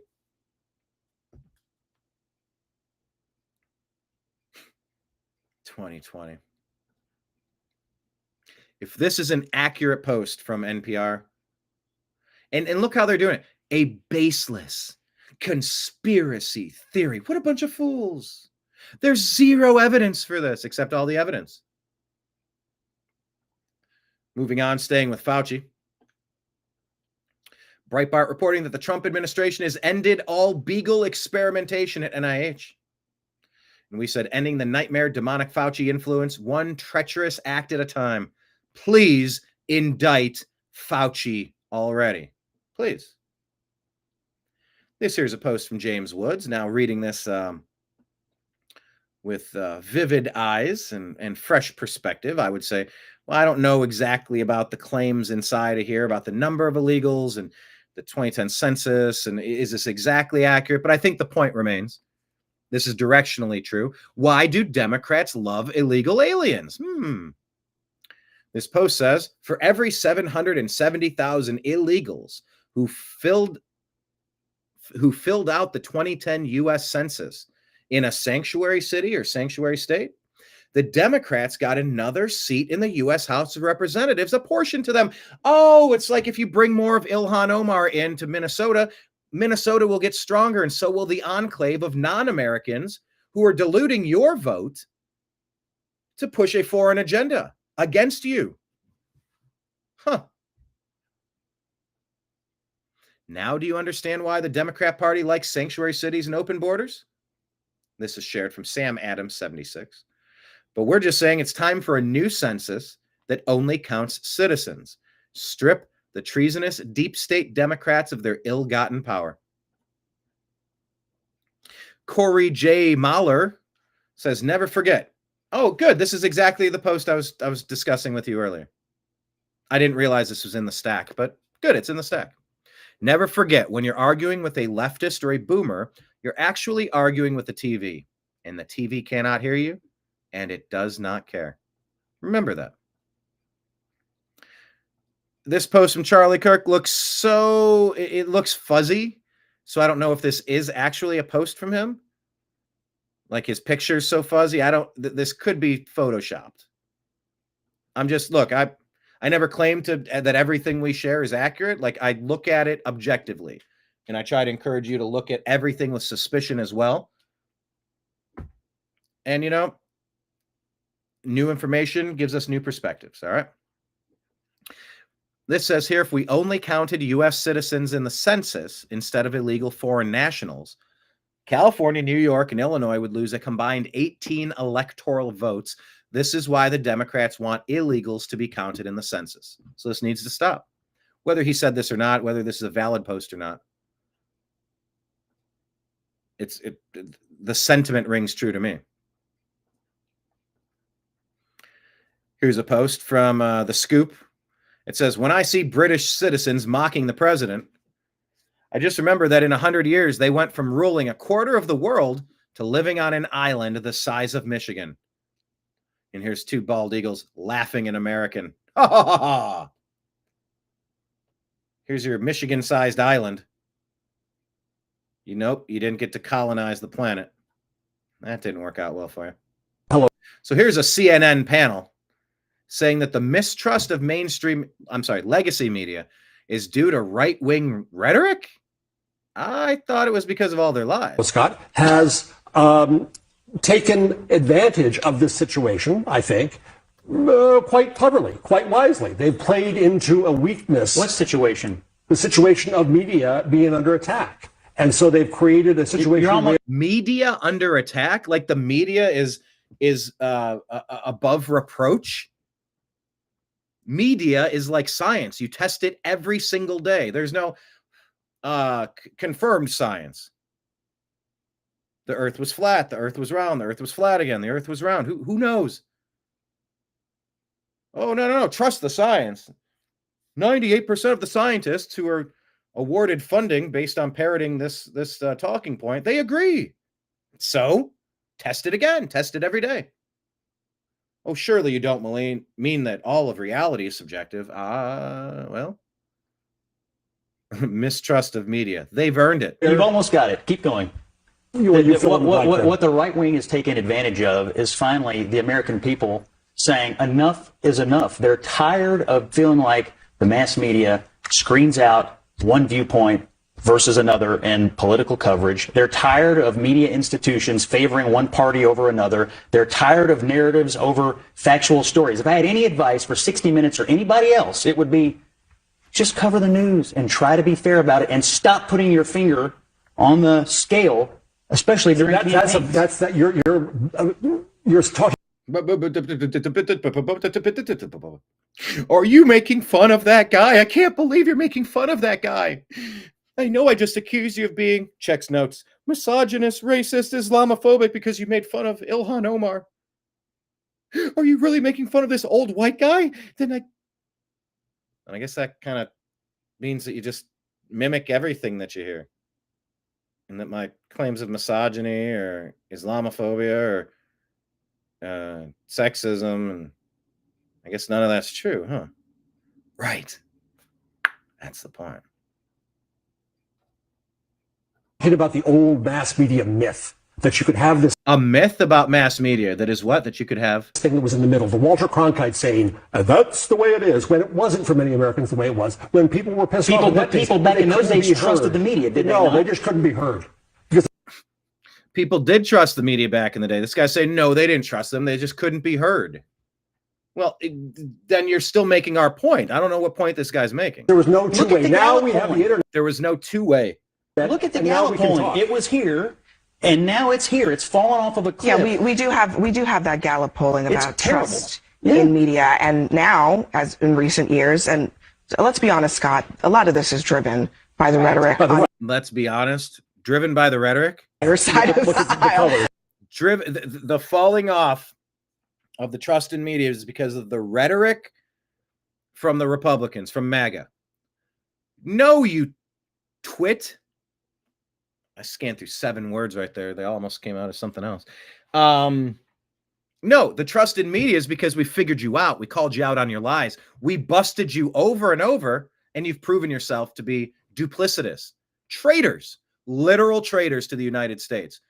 Your efforts in the coup, your efforts to overthrow Joe Biden for Kamala Harris, your efforts to fortify the 2020 election, your efforts to impeach President Trump, your efforts to frame Russia and start us on a bloody path to a potentially nuclear World War III by poking the Russian bear over and over, trying to get Ukraine and NATO with your puppet Zelensky that you overthrew in 2014 with Biden and Nuland and Obama. Get the fuck out of here. That's why we don't trust your media, because you lie to us nonstop to push your bullshit. And our quality of life keeps decreasing. Energy costs through the roof. Water costs and sewage costs through the roof. Housing costs through the roof. Inflation through the roof. Jobs not keeping up with it. By the way, the job creation is all most of it going to non-U.S. citizens who are diluting the votes of the U.S. citizens by infiltrating our country, flooding our country, and pushing foreign propaganda, foreign interests above those of the United States. That's why we look at lying legacy media, never call them mainstream. That's why the trust has fallen off a cliff. Not because of rhetoric from MAGA. It's because you're busted. It's because you have been committing crimes. It's because you have been committing treason against our country, and we found you out. We're never going back. We're never going back. I mean, it's not, you think it's driven by the rhetoric and not the performance? Absolutely. That's the question. But my point is this. Yes. If you're CBS or any other... No, it's driven by the performance. ...news outlet, the reason that you have lost trust ought to be obvious to you, and the way to fix it also ought to be obvious to you, and it has nothing to do with Donald Trump and everything to do with the product. Just try to make a better product that appeals to more people, and the way you appeal to more people is by not crapping on half or more than half of the country because of their values and political viewpoints. I think that is a fair, just if we were sort of on another planet, out of context. Hello, Scott. I think that would be fair if we were on another planet. Oh, what a backhanded agreement that was. What a backhanded compliment. I think that would be that's fair. I think that would be fair if we were on another planet. What a nutter. What an absolute nutter. We said we're pretty sure Americans walked away from the lying legacy media due to the anti-American rhetoric to help ruin the USA. We're done. That's why the new American media exists. Just look, I am waiting like David. I'm waiting like Deb. I'm waiting like everybody else. Where is the justice for the traitors? Where is the justice? We're waiting for the arrests already. What's this say? Laura Logan, copyright, I think this is Mike Davis, but let's go ahead and watch this clip. Let me full screen this here for you. What was the point of the Biden White House raiding Mar-a-Lago? Was it to retrieve Crossfire Hurricane documents? I'm very curious to see if we're going to get some treason charges out of this. They declassify via presidential order. The day before Trump leaves office, they declassify Crossfire Hurricane. They waited too long. And then he declassifies them on January 19th, 2021, the day before he leaves office. Yeah. The FBI, the intel agencies run into the White House and they say, you can't publicly release these sources and methods. So Mark Meadows, the chief of staff issued a memo on January 20th, the day they leave office, January 20th, 2021. Do your Privacy Act review and then get out these documents. Well, guess what? Of course they didn't get out the documents. They did the Mar-a-Lago raid. That was the point of the Mar-a-Lago raid, was to go get back those documents. What happened is that after Trump left office, he sued Hillary Clinton for Crossfire Hurricane, civil lawsuit down in Florida. Bruce Reinhart's the magistrate judge on the case. He had Trump's attorneys raised the fact that he was anti-Trump. He posted anti-Trump things on Facebook, and so he had to recuse from that case. I remember. 6 weeks later, Bruce Reinhart is the magistrate judge who signs the Mar-a-Lago raid, right? So you have the intel officials, Jay Bratt, who went on to work for Jack Smith. You had Jay Bratt working with Bruce Reinhart to do the raid on Mar-a-Lago. How did his recusal issue from 6 weeks prior, how did that recusal issue go when he signed that Mar-a-Lago raid? The point of the Mar-a-Lago raid was to get back Crossfire Hurricane. It was not for classified records. Presidents have classified records all the time. They're allowed to have their presidential records, classified or not, under the Presidential Records Act. If the CIA is giving the president a document to advise him, that's a presidential record that the president can access anytime he wants. That's why he has the security clearances. Even when he's not the president anymore. Even when Biden cut that off for Trump, when Trump left, and so Trump just did the same thing for Biden. They lost their security clearances. But at the time, Trump was allowed to have those records, right? Yeah, and you know who wasn't? Was Biden when he was vice president. Yeah, because that doesn't apply to the vice president. Well, he had 6 stashes of stolen classified records from his time, not only as vice president, he had it from his time as senator. They get away with it over and over and over again. Yep. I mean, John Brennan, Susan Rice, James Clapper, Hillary Clinton, Mark Elias, all of these people, Jake Sullivan, they got to do it to Trump the first time around, and then nothing happened to them. You had to watch the Trump administration responding to every stupid headline. Then they go back into the government. So I would say to all of those people you just named and many, many others, lawyer up, because this is an ongoing criminal conspiracy, and you can go all the way back to Crossfire Hurricane. They declassify via presidential order. The day before Trump leaves office, they declassify Crossfire Hurricane. They waited too long. And then he declassifies them on January 19th, 2021, the day before he leaves office. Yeah. The FBI, the intel agencies run into the White House and they say, you can't publicly release these sources and methods. So Mark Meadows, the chief of staff, issued a memo on January 20th, the day they leave office, January 20th, 2021. Do your Privacy Act review and then get out these documents. Well, guess what? Of course they didn't get out the documents. They did the Mar-a-Lago raid. That was the point of the Mar-a-Lago raid, was to... It's madness, and we're waiting for accountability. Okay. Where are the arrests? Where are they? Waiting. Hey, here's President Trump. Did you see this? That he's going to be building a new ballroom at the White House paid for with his own money? President Trump greeting supporters at an RNC fundraiser at Mar-a-Lago, showing us the main ballroom at his private club and sharing new details about the one he plans to build at the White House. We're going to make and build a ballroom, which they've wanted for probably 100 years at the White House. And it'll be a world-class, beautiful ballroom. A ballroom that could cost millions of dollars. He says he will pay for it himself. You will fund it. Yeah. I'm not going to ask the government for money. I'll fund it, and I'm sure we'll have some donations to it.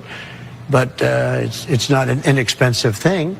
It'll cost a lot of money. The president also told me that next month he's planning a military parade celebrating the 250th anniversary of the U.S. Army that also falls on his 79th birthday. President Trump greeting supporters at an RNC fundraiser at Mar-a-Lago, showing us the main ballroom at his private club and sharing new details about the one he plans to build at the... Anyway, I think that's pretty cool. And I think he's worked with Meta and a bunch of... there's been a lot of cases where he's had people make donations to his funds and this and that. So we'll see where that funding is coming from, because he's definitely had people agree to donate to his campaign. And maybe he's using some of that money as well. He did mention the donations being used for that. But yeah, he's been there before, and he's like, you know what this place needs? This place needs it. See, Trump is a thinker. He's a builder. He creates stuff. All the Democrats do is destroy. The Democrats destroy shit. They're not builders. Tear down a statue. Rip that apart. No, we don't want that. Okay, these stories are flashing before us really fast. Hang on, let me go back.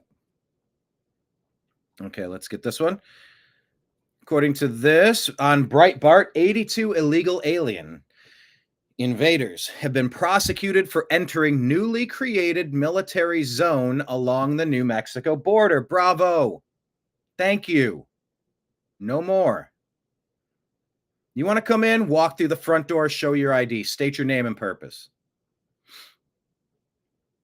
This is Brian Glenn talking to Marjorie Taylor Greene here on A Real America's Voice. What do you think would happen if these individuals were Americans going into Mexico, creating murder, child molestation, multiple sex offenses, rape, murder, deliberate homicide? What do you think would happen to Americans if we went to Mexico to do these crimes?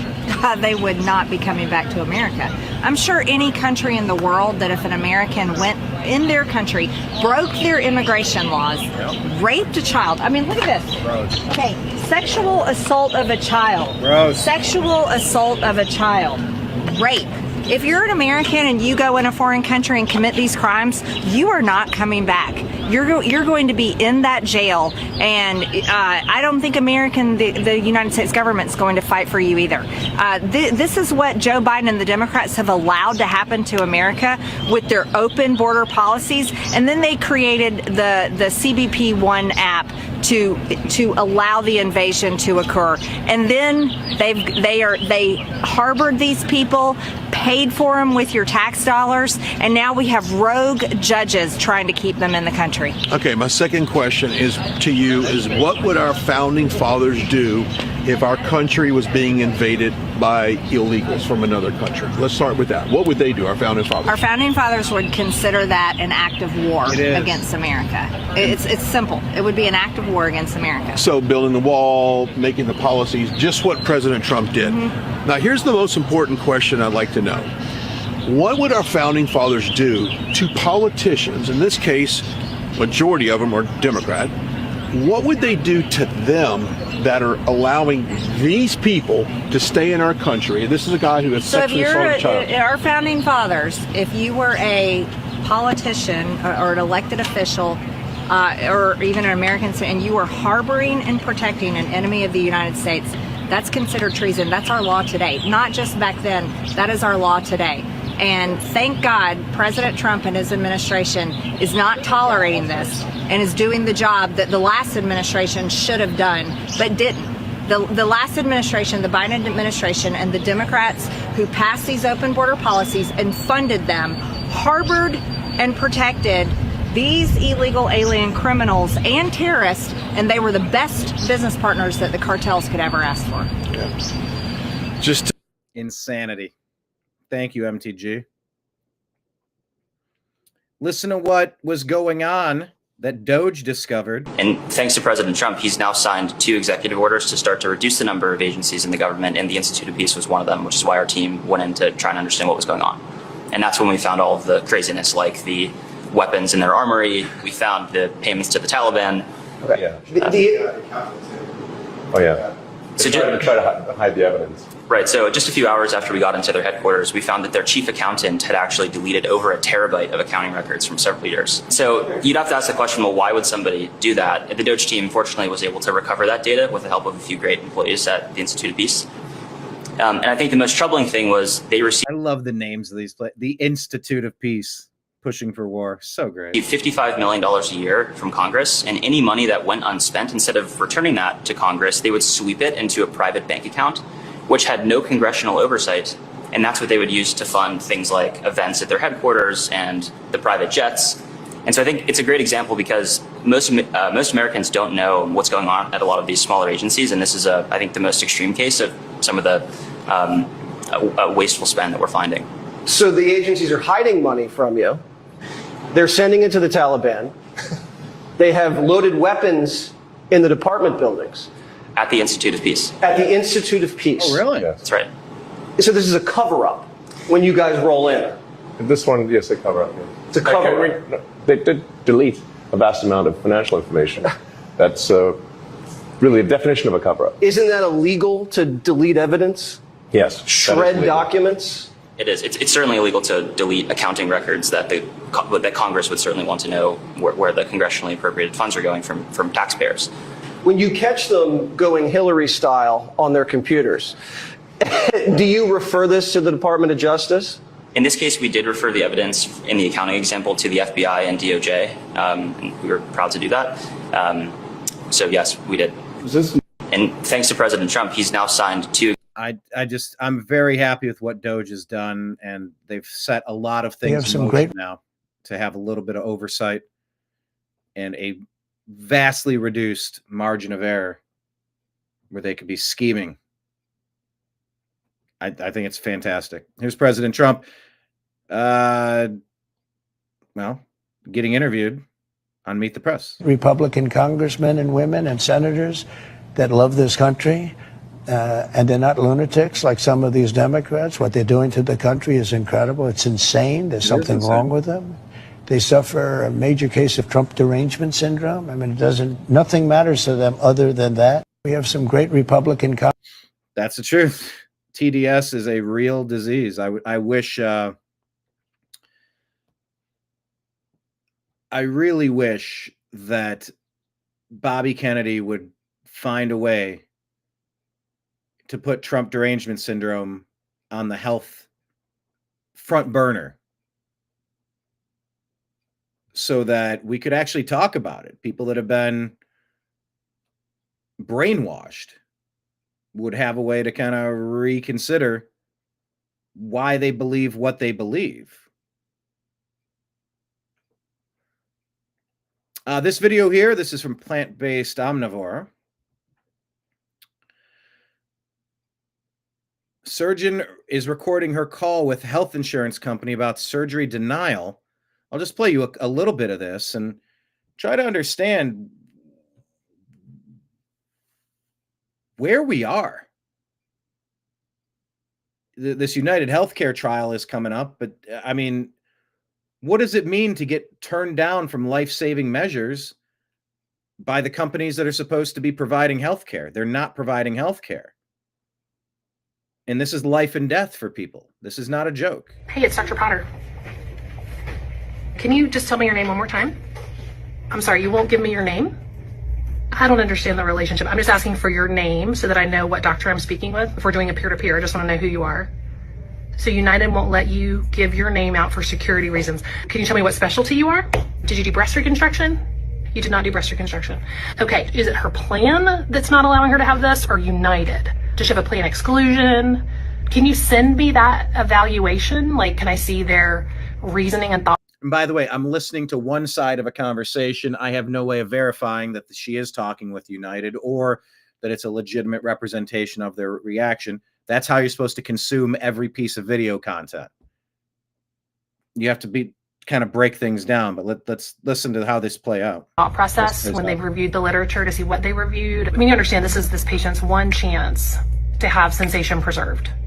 And I do think that it's very reasonable to do this as a fellowship-trained microsurgeon. I think it's very reasonable to dissect out the fourth intercostal nerve and to graft that to the dermatosensory elements on the nipple to try to give her this chance.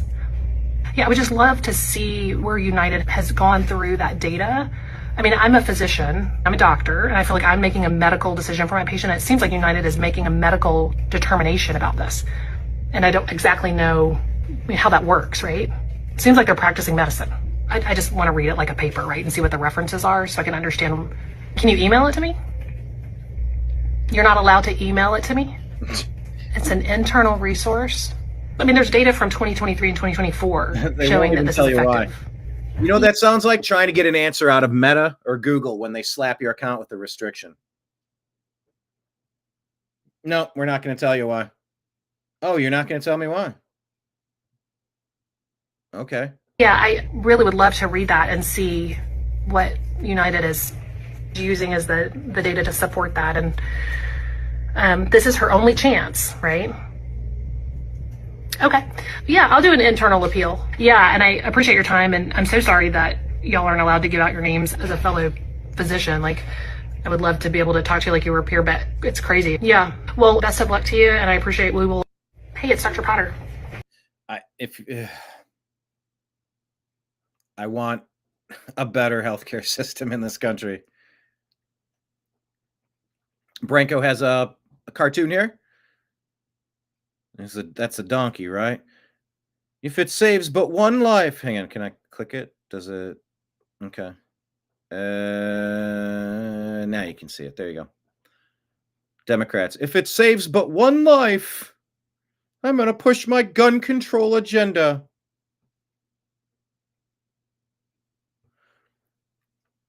And they go, how about now? Deport illegal alien criminals and gangs. Some lives don't matter. Don't trust Democrats. And when we talk about an invasion, we talk about the historical context of invading countries, overthrowing their duly elected people, the people that want the sovereignty of those nations to reign supreme, while they're overrun with non-citizens who change their country. This is Bridget Gabriel, I believe. She said that there's a plan that's been in place. She's holding in her hand. Holding in my hand the Muslim Brotherhood plan for the destruction of the United States, written 5/22/1991. This plan was presented as evidence in the Holy Land Foundation trial, the largest terrorism trial ever in the history of the United States, where our government handed down 108 guilty verdicts for Muslim Americans and Muslim American organizations raising money to support terrorist organizations in the Middle East to the tune of millions. And I'm just going to read you a paragraph of this plan, so it'll give you an idea of what I'm talking about. Understanding the role of the Muslim Brother in North America. The process of settlement is a civilization jihadist process with all the word means. The Ikhwan, which is the Arabic word for brothers, must understand that their work in America is a kind of grand jihad in eliminating and destroying the Western civilization from within and sabotaging its miserable house by their hands and the hands of the believers, so that it is eliminated and Allah's religion is made victorious over all other religions. Is this clear? But the most important page of this document is the last page. Because in the last page, they list 29 front Islamic organizations set up in the United States with the specific goal of sabotaging America from within. Sabotaging America from within. That is a common thread of the show. What do you make of what? This is from Politics Pool. Here's a conversation. I believe this is I believe that's Telegraph here, talking about DEI and why it's good or bad. Trump has said about diversity, equity, and inclusion policies. He's basically suggested that they should be scrapped. They should be scrapped. Yeah, diversity, equity, and inclusion are three wonderful sounding words that are in fact a scheme to do the exact opposite. It's to divide, and it's to create inequality. It's to revive racism, but this time against white people. It's all based on this idea that there's an oppressor and oppressed. It's what I call neo-communism, because the communism before 1989 failed. It was centered around class and economic inequality. But this DEI scheme is based on race and identity politics. And these things are terrible, and we've seen the outcome of that. So for the Trump administration to go out and say, let's get rid of this, I'm very much in favor of that. What do you make of what Trump has? DEI is divisive, it is racist, and it should be banned. Let's listen to what Trump is saying. President Trump is saying about Alcatraz. It looks like they're going to make Alcatraz great again. And I guess because the judges, so many of these radicalized judges, they want to have trials for every single, think of it, every single person that's in our country illegally, that came in illegally, that would mean millions of trials, and it's just so ridiculous what's happening. And it's long been a symbol, Alcatraz. It's a symbol of law and order. And I guess because the judges, so many of these radicalized judges. Looks like Alcatraz is coming back. Maybe we'll put traitorous members of Congress and former presidents in there. Like you care to claim. Here's a conversation. It was this Michael Knowles, I believe, about gender dysphoria. About women so much because trans people in the bathroom is so scary. My claim What here are we doing is in other areas? my actual claim here is that transgenderism is false and we should eradicate it from public life because it's harmful to everyone. Okay. That's my actual. If you want to talk about the claim, we're actually then. yeah. What does transgenderism in public look like to you? It's allowing men to be treated for the purposes of the law as women. It's men taking 900 sports trophies from women in recent years. And they didn't take 900. They took 900. There's a report just came out from the United Nations, actually. 890 trophies. I did not take 900. And medals across 600 women who were competitors, across 29 different sports and 400 competitions. That came out like yesterday. And they deserved them. It didn't happen, and they deserve them. Okay, that is the logic I hear from the pro-trans crowd. Yeah. Thank you. They do deserve them.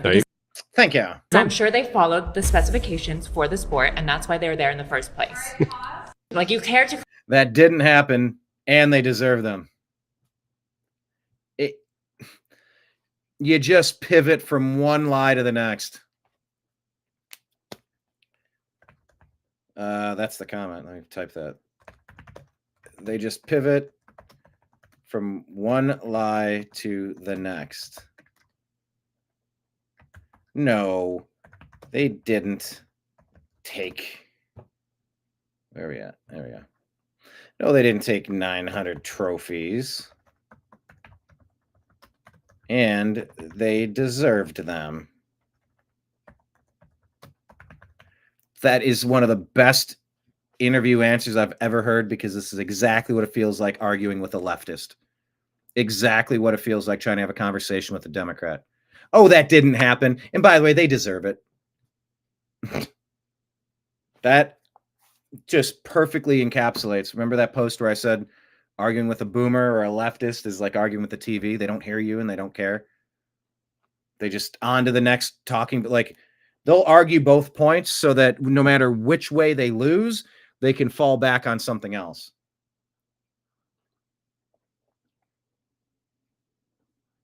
Yeah, protect women in sports, please. Here is Senator Kennedy. Secured the border. He's been very aggressive. Talking about President Trump's actions. In abolishing racial quotas. He's deregulating the economy, getting rid of rules and regulations. Good. He's changed the national conversation about the federal budget. He and Mr. Musk. Under President Biden, the conversation or the question was, who needs to pay more in taxes? Now, thanks to Trump and Musk, I think the question in Washington and elsewhere is what the hell happened to the money? What the hell happened to the money? He's secured the border. Actually, that's what I'll type. What the hell happened to the money button?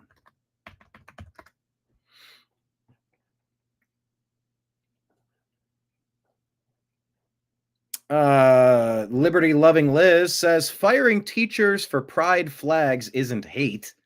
It's about keeping classrooms focused on learning, not agendas. Agree or disagree? Fox News reporting President Trump will donate his $400,000 annual presidential salary once again. Biden didn't do that. Miss Muckraker on... Whoop. Switch the format here. Miss Muckraker on a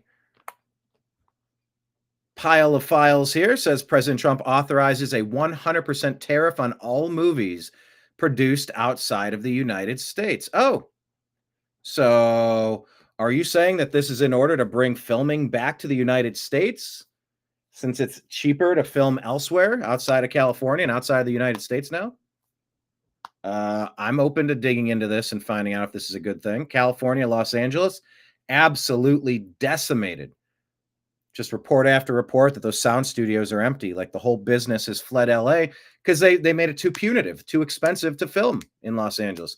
Well, guess what happens? You push people out. You push people out, and then that money goes elsewhere. Make filmmaking in America again. Make American filmmaking great again. There we go. Oh, here's a quote from our favorite infiltrator, Ilhan Omar. Our country should be more fearful of white men because they are causing more of the deaths within this country. Causing most of the deaths within this country, she claims. What is this? Well, I guess this is a breakdown of the demographics. I don't even like having these conversations, but when you're listening to the other side, you gotta kind of make sense of it and lay it out. Miss Muckraker says young adult black males, 15 to 44 aged, cause the most deaths in the United States through homicide, with black males accounting for a disproportionate share of homicide offenders. 37% of known offenders in 2020 FBI data, despite being 7% of the population. Homicide rates are highest for black males, 52.3 per 100,000 in 2021, according to the CDC. So she's lying in her comments. This is 17-year-old Caleb Kelly, who was shot in the upper abdomen and robbed of his wallet in the parking lot of near the Going Gone store off 15501 in Aberdeen, North Carolina on late Sunday night. Caleb is recovering at UNC Hospital in Chapel Hill, a GoFundMe created to help with medical expenses. 3 teens have been arrested. Elijah Jones, 18, charged with felony assault with a deadly weapon. Khalil McCrimmon, 18 of Carthage, accessory after the fact, destroying criminal evidence. And a 17-year-old male juvenile from Robbins, charges not fully detailed. This appears to be a black on white crime yet again.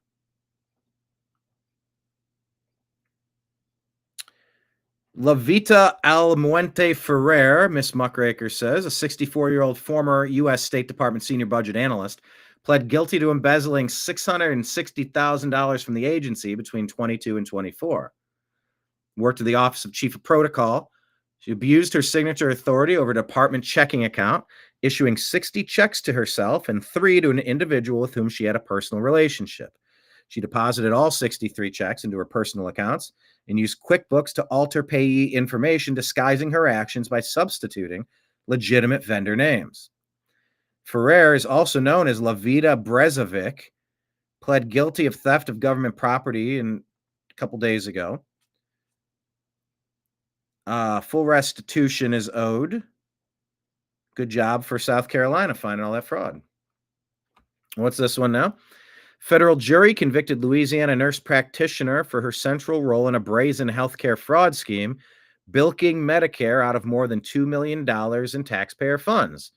Shannoni Chatman Ashley, 45, of Opelousas, found guilty on 5 counts of healthcare fraud. She orchestrated wide-ranging scam with fraudulent health services and medically unnecessary durable medical equipment. Good. Thanks for finding that. Ordered more than 1,000 pieces of DME, knee braces, suspension sleeves for elderly and disabled patients that she never examined. In many cases, she had never even spoken to these people. Good. Finding more fraud. Argentine President Javier Milei, has ordered the declassification of more than 1,850 official documents detailing the arrival and activities of Nazi war criminals in Argentina following World War II. This decision, announced March of 25, comes in response to a request by Simon Wiesenthal Center, aiming to shed light on a dark chapter of Argentine history. The files, now available through an Argentine government website, contain information about notorious figures such as Mengele and Eichmann. For instance, Mengele arrived in Buenos Aires in 49 with a Red Cross passport, applied for official documentation under his real name in 56. Eichmann entered the country in 50 under the alias Ricardo Clement and was captured by Mossad in 60 in San Fernando, Argentina. U.S. Senator Chuck Grassley sent a letter to President Milei requesting assistance in the investigation of undisclosed Nazi assets held in Credit Suisse and predecessor banks. And yes, also reporting, President Trump orders the reopening of Alcatraz. The latest ICE target has been the Lima Lopez Transnational Criminal Organization, also known as Lopez Human Smuggling Organization, LHSO. It's a Guatemala-based human smuggling network tied to money laundering, cartel alliances, and the trafficking of migrants into the U.S. Since 2020, the group's operations expanded rapidly across Guatemala, Mexico, and the U.S., fueled by rising migration flows under the Biden administration's open border policies and strategic partnerships with criminal syndicates like the Juarez cartel.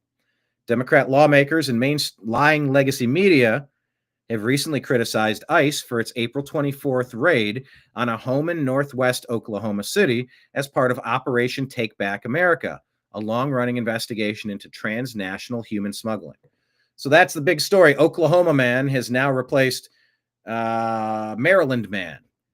Oh, they raided a home and it was U.S. citizens. Well, the target of the search warrant was the home. The home was the hub of the human trafficking, and allegedly, the bills were being paid by the gangs. So, before you go on and on, I can't believe they did this to a U.S. citizen. Let's see how it shakes out and what the citizen was involved with. Was this one of the kingpins running all this human trafficking through the country? I always enjoy the Miss Muckraker reports. Never know what I'm going to get. I just kind of read them all as a scattershot.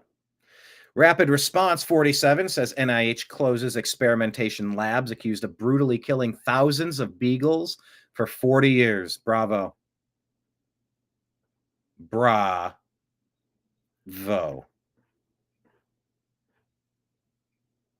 Very happy to see it.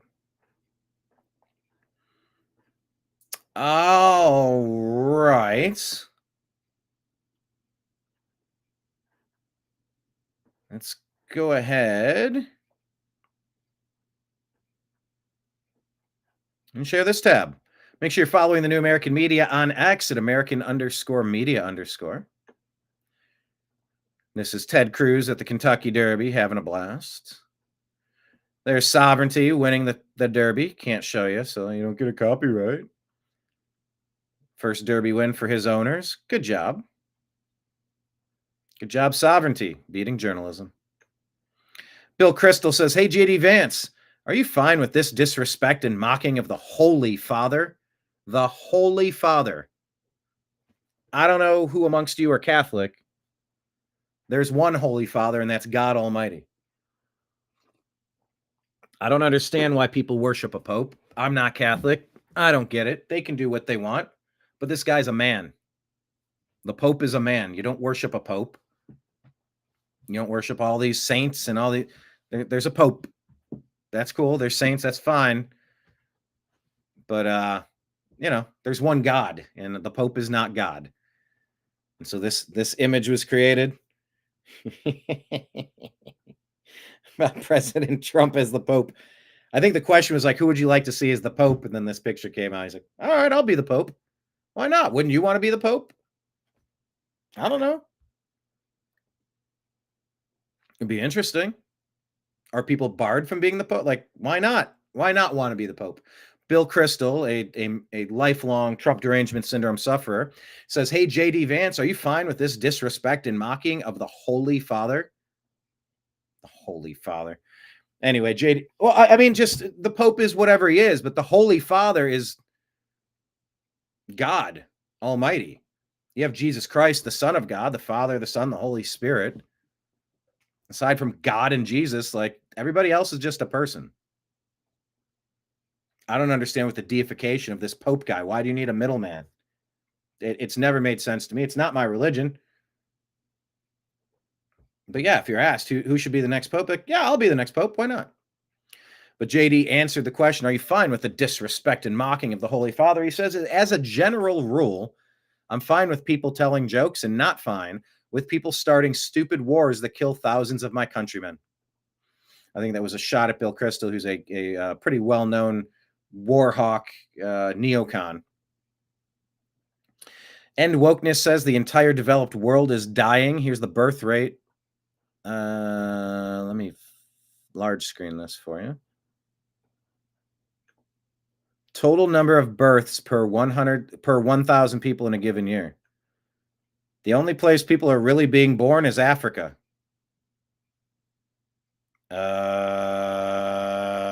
What?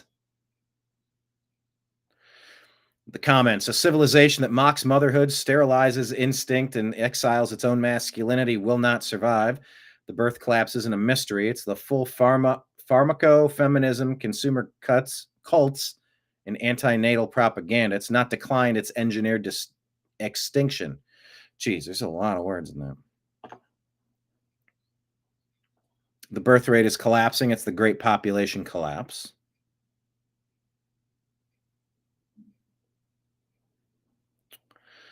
Someone talking about the positive impacts of fasting. Well, readers are adding context, this and that, so do your own research and talk to your own doctor, but is fasting good for you? I don't know. I enjoy it. It's one of the only things that makes me feel good. It really helps reset how I feel. It's good for me. I should do it more often. Here's a comment you could agree with or disagree with. It's this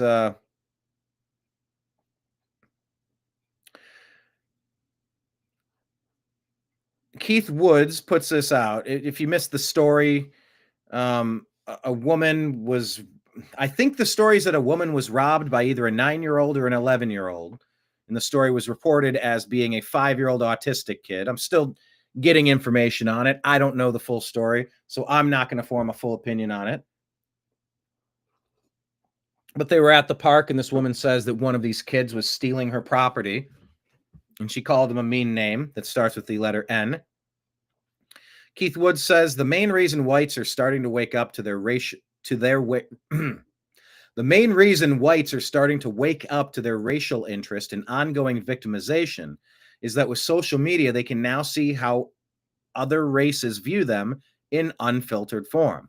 The fundraiser for Shiloh Hendricks would not have reached the support it did, which is more than 500,000. It wouldn't receive the support it did if not for seeing how blacks responded to the murder of Austin Metcalf. That was that Carmelo killer at the track meet. In a multicultural society where everyone else is tribal, there is no neutral, colorblind position. If you're not helping your group, you're complicit in their unfair treatment at the hands of other groups. So the Misfit Patriot says, I know literally zero details about this story, but once again, having an opinion based on no details that's sketchy. I'm trying to get as many details as I can, and I'm still figuring it out. But they say, I know literally zero details of this story, but I can tell you anyone donating to this chick is effing retarded. And she's trying to raise money to basically build a new life because she's been doxxed and threatened. In this comment, this deli can commission's open says, I'm glad Austin got stabbed in the heart. White people are evil. So there's an all-out assault, part of the Obama doctrine that's been permeating through the culture for decades. Try to grab one story about Colin Kaepernick not signing a multi-million-dollar deal because he got benched for Blaine Gabbert. And for years, all we had to hear is that America's racist and the NFL's racist. No, it's not. And no, it's not. Well, surely you can't look at the history of the United States and say that in the past things were, yeah, every country goes through what they go through. Right. Yeah. And look at 2025 America today. Look at the great strides that have happened. Oh, so you're saying everything's equal now. I mean, there's an equal opportunity. You have an equal opportunity to stop blaming anything outside your control. Look in the mirror and decide you're not going to be a victim. You're going to make smart decisions and you're going to succeed in this world. Yes, everybody is capable of doing that in America. I agree. I agree with that. But, you know, this person's comment, I'm glad that this white kid got stabbed in the heart by this black kid because he was sitting in their area where the allegation is that their tent area, it's not just that a dude was in the wrong seat. It was that there were thefts, and that people in that area where they keep all their belongings, all their bags, all their, money, supplies, expensive things that could be sold or pawned or used. Told that kid to get out of there, get away from our stuff. And so he went and came back with a knife and stabbed him in the heart. And that's being celebrated by some people because, as this person says, white people are evil. So this conversation is happening, and it's happening very forefront. It's happening right in front of us. It's uncomfortable. It's unpleasant. This is just a video of some white kid getting beaten up by a mob of people that appear to be different from him. Or to her. I don't know what I'm even looking at. I don't want to share these beat up videos. I don't like it. But it's a 5-on-1 mauling of a white person by several black people. Why is that not a full page story? Why is that not front to back media? It's an all-out assault on white people. It's racism. It's anti-white racism. Well, it's because the media hasn't wanted to tell that story ever. They haven't wanted to talk about that. Name the last high-profile black on white or anti-white murder or jumping story.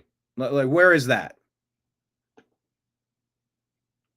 They don't push these stories. They'll push Colin Kaepernick. Nike will get behind it. Oh, man, look, America's racist because Colin Kaepernick. No, it's not. That's a half white, half black dude that went to the Super Bowl when he was good, and he didn't get a $50 million contract when he sucked. That's it. It wasn't racism, but y'all had to make it about that. I know. What is wrong with people? I don't know. I hate ththese stories. But this is what people are talking about. Do you agree or disagree? As I'm scrolling through, I'll retweet some stuff to get your opinions. Chief Scott Hughes here says a Hamilton County deputy was murdered today, not by accident, not in a moment of chaos, but targeted, ambushed, and killed while directing traffic at the University of Cincinnati commencement ceremony. And here's what should outrage every decent person.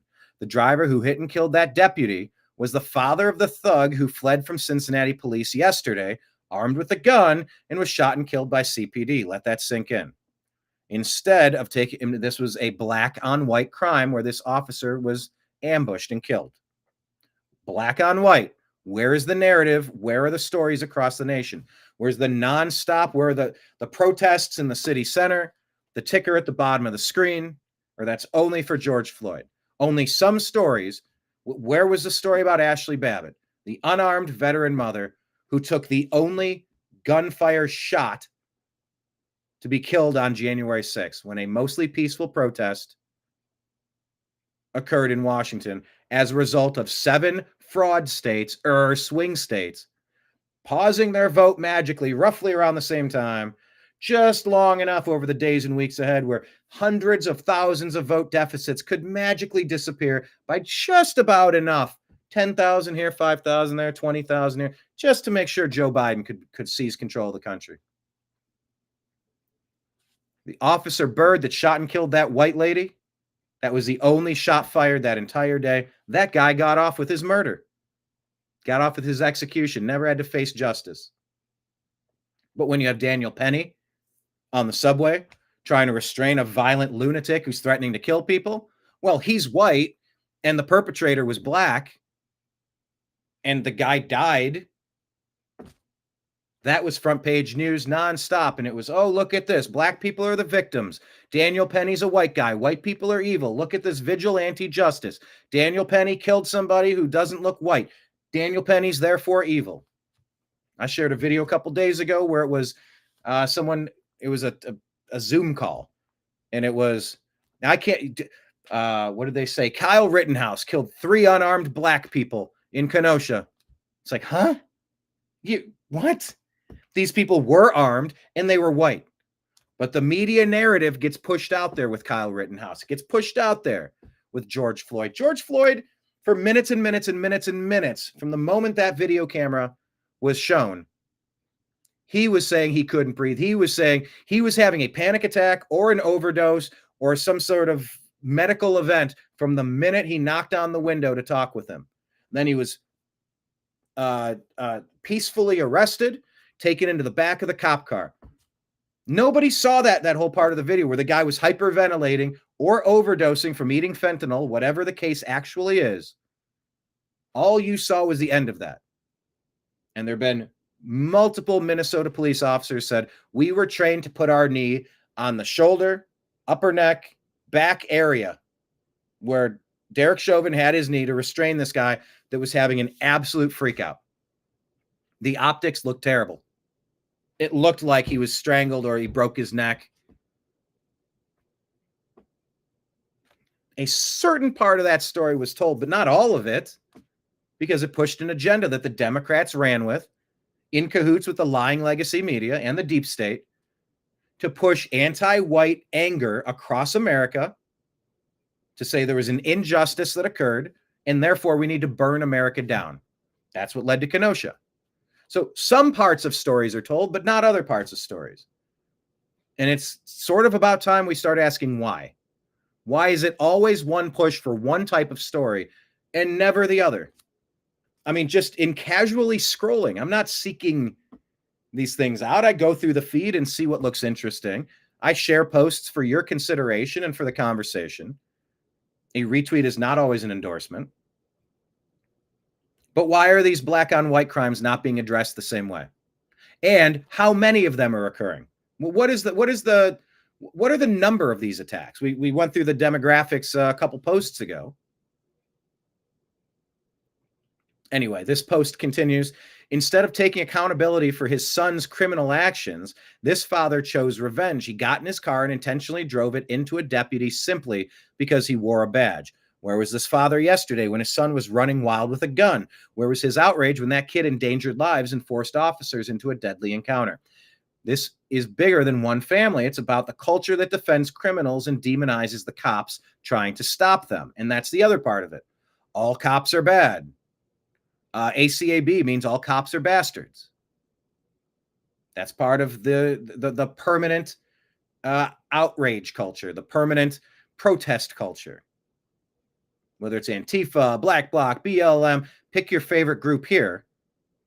It's anti-cop, and then that turns into anti-white, that turns into anti-MAGA, anti-Republican, anti-Trump, anti-common sense, anti-rule of law, anti-decency, pro-everything goes, pro-violence, pro-madness.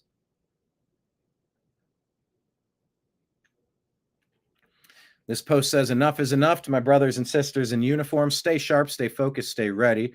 Your uniform makes you a target, but your training, awareness, and mindset will keep you alive. Watch each other's backs. Don't get complacent. And that happened in Ohio, so I'm kind of following that story. It's a 3-minute video. I'm not going to play it, but they're calling Elon Musk a legend, the greatest couch surfer of all time. This one, I don't want to brag, but if couch surfing was a sport, I'd win.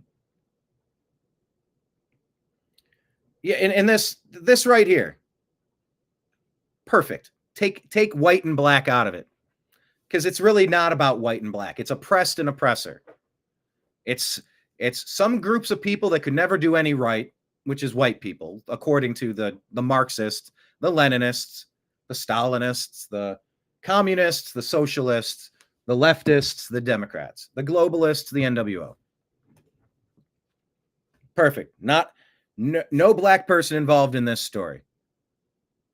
You have an African, I'm sorry, specifically an African American, but not a black person.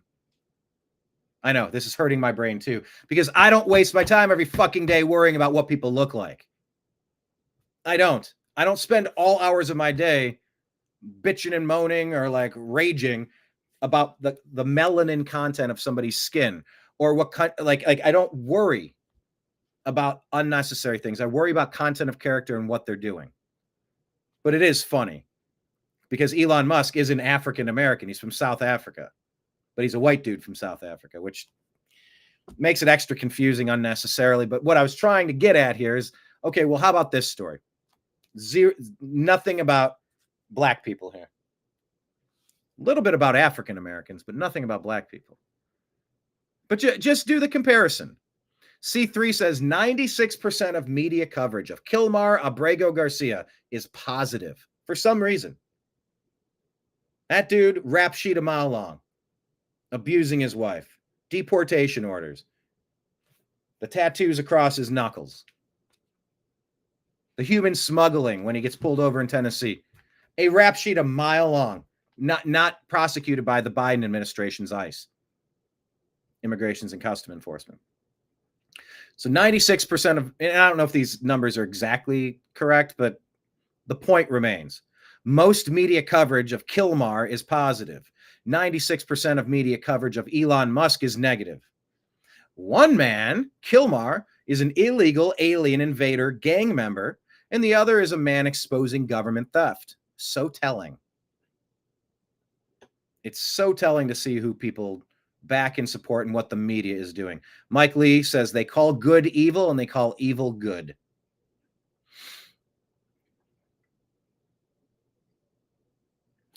It's not about what people look like. It's how people act. And I really hate when people take a Nike Colin Kaepernick thing and just beat us over the heads with it for years. When they take a Chauvin story and just beat us over the head for years. That George Floyd story, just years of it. They often say that the demand for racism, anti-black racism, there's tons of anti-white racism. The demand for anti-black racism far exceeds the actual supply. When you have the Bubba Wallace fake race hoax, you have the Juicy Smollett fake race hoax, the LeBron James fake race hoax. Just there's stacks of this stuff because they know it sells. They know that it makes money. They know that it helps them gain power and control. So they keep doing it. As long as it works, that's going to happen, which is why you have to prosecute the bad guys. This Trump administration needs to go after the deep state, because if you don't prosecute the bad guys, they're going to keep doing it. But if you make an example out of them, they'll stop. Or at least you'll take them off the chessboard. Anyway. There are a few Let me switch. Okay, that's the exact opposite of what I was going for. There are a few topics that I enjoy discussing much less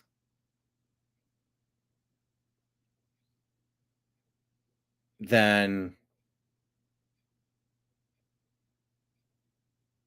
well, I mean, racial topics are pretty much the worst. Race stuff, Jew stuff. It's just, you flip over two rocks and all you see is just poison everywhere. It's just toxic. It's venom everywhere. I don't love the topics. Not a big fan in any way. But it's what's going on in the world, and I'm talking about it. I'm trying to be fair. They're just kind of showing this here. This, I don't know that it's super important, but just showing the size of Texas. California fits inside of it.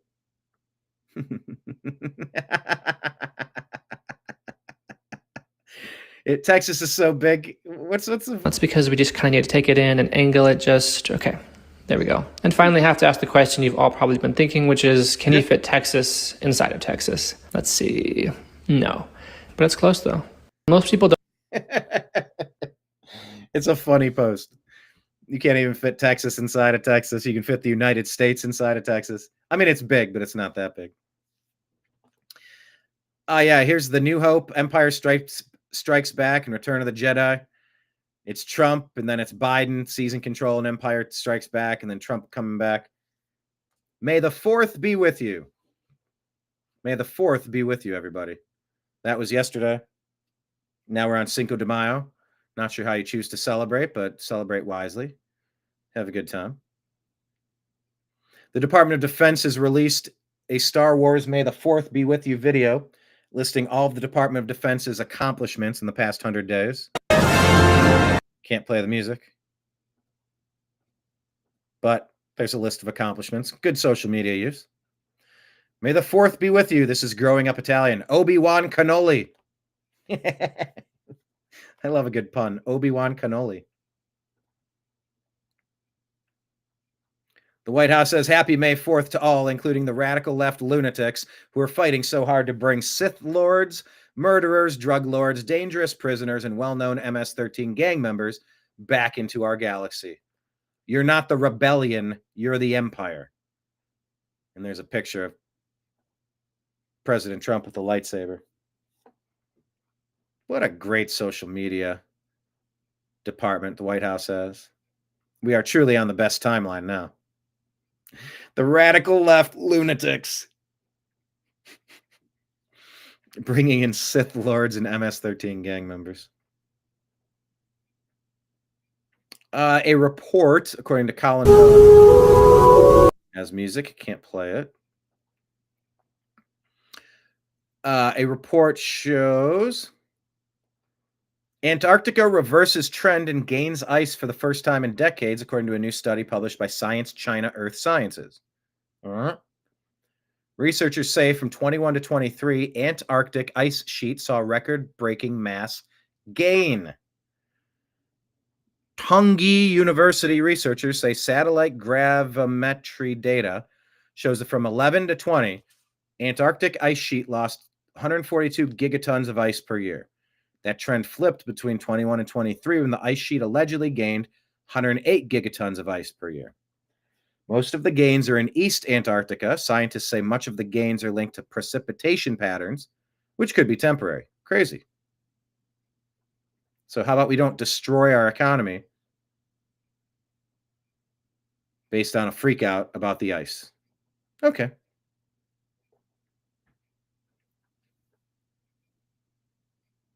Yep, sovereignty won. Yeah, this is Caleb Kelly, robbed and shot in a parking lot in North Carolina. Say a prayer for his complete recovery. We have got to start rounding up the dirt bags and throwing away the key. May the dork not be you. Good morning, Kenneth. Welcome. This American mother, listen to this. Has this happened to you or a loved one? Ask. Why are y'all asking my 2-year-old at a pediatric appointment what gender she is and what pronouns she prefers? She doesn't even know her ABCs. You hearing that? You better be very careful with the people you let talk to your child. Everywhere. You better be very careful. The medical profession has gone batshit crazy. There are two sexes, male and female. Let it be. Leave them alone. And don't start messing with the 2-year-old. Don't ever let somebody see your child without you. Ever. Don't let them put false memories into their heads. Don't suggestively sell them on the idea that, oh, well, do you... Just none of it. None of it. Don't let them encourage or try to ask leading questions. We'll see that your kid, I believe your kid is trans. Your kid has gender dysphoria now. No. Don't. Someone starts that shit, get them out of that medical facility, go somewhere else. Do not let them try to push gender dysphoria onto your kids, and be very careful about the schools that you let your kid go to. Yeah, Kenneth, you're right. I think that is where ice cubes come from. The eastern Antarctic region. This woman is sounding the alarm bell. Be careful. The indoctrination in America starts early. Again, Rick Monday, right? This right here, 49 years ago today, Rick Monday saved the American flag from being burned at the field at Dodger Stadium. This is back when Americans respected this country and our flag. Standing ovation. No, you're not going to get down on the field and burn our flag. Piss off. Great play, Rick Monday. Great play. I wonder how that would play out today. Bunch of dorks. The Amuse account says Doge. Okay, I think this is what I was referencing earlier. Treasury is already saving hundreds of millions of dollars thanks to the Doge team's new automated payment verification system, APVS. In its first week alone, this system blocked $334 million in improper payments. Before Doge stepped in, Treasury was rubber stamping every payment request, no questions asked. Well, thank you. Thank you, Doge. The fraud zapper 3000. That's big balls. Nice. President Trump posted Argentina's President Javier Milei's favorite quote, huge. Real Donald Trump posted this from Milei. If printing money would end poverty, printing diplomas would end stupidity. Right? Let that sink in for a second. If printing money ended poverty, printing diplomas would end stupidity. No, that doesn't work because it doesn't work. You know that. I know that. The American people know that.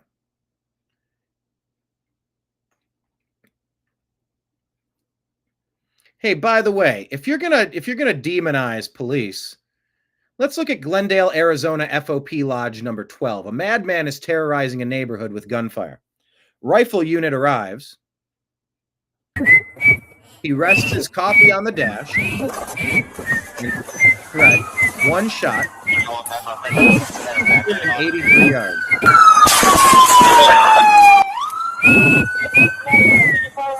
I don't know who's whistling and why. I don't think this is the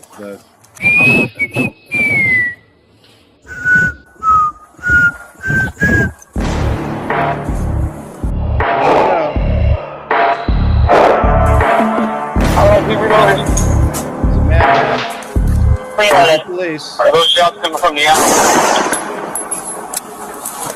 One shot. I don't know. Clean on it. Are those shots coming from the outside? I don't know. X-ray 316. Shot fired. Suspects down. Not all cops are bastards. And you know what? I really need us to clean up the vermin who are shooting random people, who are abusing people on subway trains, who are raping young girls, who are taking, like, anybody who's out there acting a fool, you got to go. You don't have the right to abuse humanity for your own selfish needs. I get it. I don't want a totalitarian police force any more than the next person. But we do need somebody to round up the bad guys. Where is it coming from? Well, in this case, it was a Glendale, Arizona police officer. Yeah, if you wanted to watch this, call again. It's right here on our X feed. American surgeon doing a peer-to-peer call with United Healthcare trying to get a patient's surgery approved. I don't believe it worked very well. There's President Trump doing his White House ballroom. We played that already. We played this already, the meaning of DEI in a nutshell. So a lot of these stories, we'll put it both on Instagram and then we'll put it on X. You know, we haven't covered the Virginia Guffrey story enough. The abused in this Epstein case. This girl was linked to Prince Andrew, and now what happened? Let's tell this story real quick. Make sure we don't forget. Oh my God, check this out. Watch this here, Tom. Watch this here, Tom. I'm so sorry to interrupt. Okay, go to other cases he's worked on. Go lower. Go up a little bit. Judge. Right there. Hang on. Right there. You will not even believe what I just found. Look at the case you worked on. Look for all the way in the bottom of miscellaneous, second line. 2021, 2022. Kaplan was presiding judge on mattering relating towards Virginia Guffrey and Prince Andrew. Click on that on section. Watch what happens. You know what happens to the case. Click on that's the one. Click right there. Zoom in and just go to the top. Yeah. Jennifer and Andrew reached. The case was dismissed by the party stipulation in March 2022 without going to trial. Prince Andrew. So let me get this straight. This case, read the top. Federal Court, Virginia. You know who Virginia, I mean, we just talked Sexually about her, right? trafficked girl That's from right. Epstein Island. From Epstein Island, second son of, The for picture. sexual assault under court, several sexual encounters with Andrew in the early 2000s at the age of 17 after being sex trafficked by American financier and convicted by sex offender Jeffrey Epstein. Dismissed without going to trial, yet trumps $83.3 million. Wow. Wow. What a freaking find. Great find. That is insane. All you gotta do is dig a little.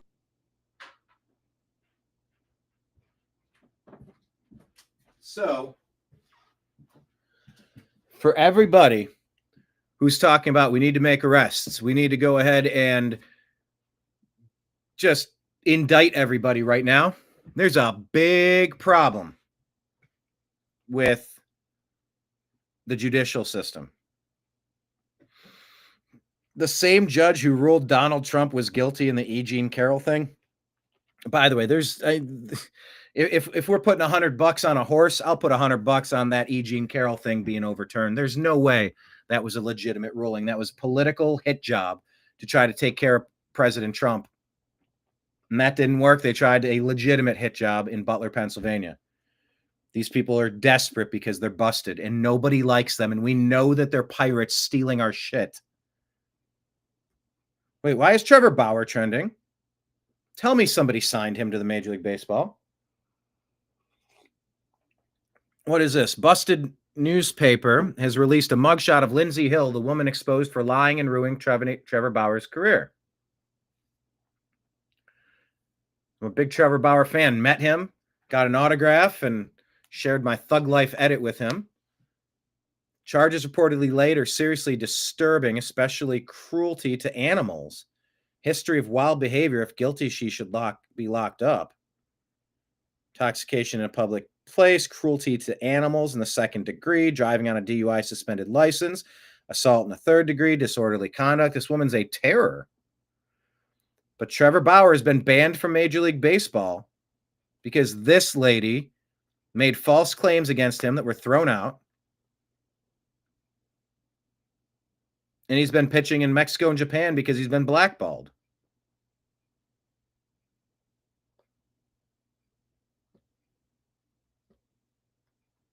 So, yeah. All right. It's time for Major League. Actually, I'm going to type that. It's high time for can I do at MLB? Yeah.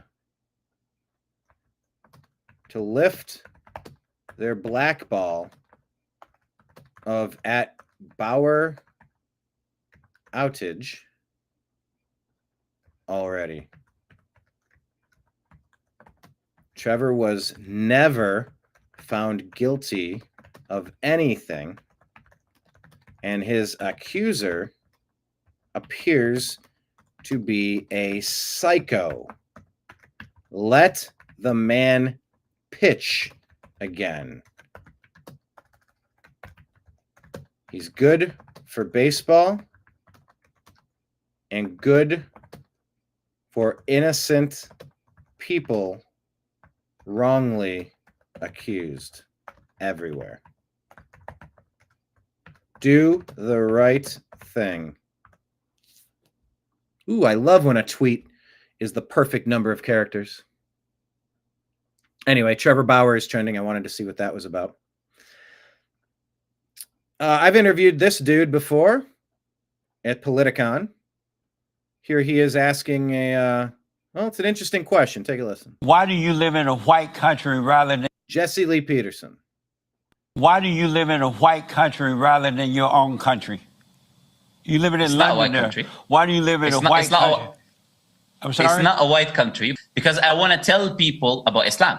And if I stay in a Muslim country, they're already Muslim. So there's no point of me telling them about Islam, right? So I have to be in a place where people are not Muslim, right? So if I'm in the UK, there is a lot of people who are from different religions, different faiths, where I can have a dialogue because this is what I do, right? Interfaith, religious discourse and all of that. So I engage with different people. Could a Christian move to a Muslim country and freely and openly convert the people from Islam to Muslim? Great question. I mean, to Christian. Well, ideally, under Islamic law, no, you're not allowed to because You're not allowed to openly convert Muslims to Christianity. So why is it being tolerated the other way around? Christianity is false, while Islam is the truth. You don't allow these harmful ideologies to infiltrate into our people. When tolerance becomes a one-way street, it leads to cultural suicide.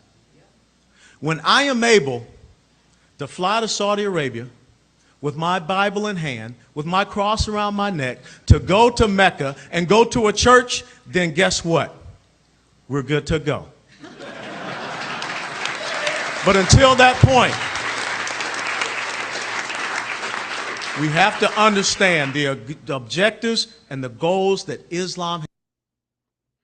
The goals and objectives to change your nation from the inside out. All right. Well, did you see this one? This is what I don't like talking about black and white issues because it's so toxic. And I don't like talking about Jewish stuff. It's so toxic. Turn the rock over and you'll see a lot of slimy stuff underneath. Regardless of which opinion you hold or which side you're on, it's just gross. It gets really weird. Barstool's Dave Portnoy. Get ready to go to the Met Gala. All right, emergency press conference time. So I'm getting ready to go to the Met Gala. And all of a sudden my phone, the last hour or two, my phone's fucking blowing up. Our bar in Philadelphia, Barstool Sampson Street, usually a great fucking bar. You know, bottle service, people buy drinks. You get a sign. There was a sign yesterday that said, fuck the Jews. I've been shaking. He's been shaking. Can you have a sign that says F the blacks, F the whites? I feel like I've seen a lot of F the whites stuff all over the place for a lot of the time that Obama's been around on the scene. I feel like I've seen a lot of that. It's not really something you see. Anyway, it's just interesting. It's left him shaking.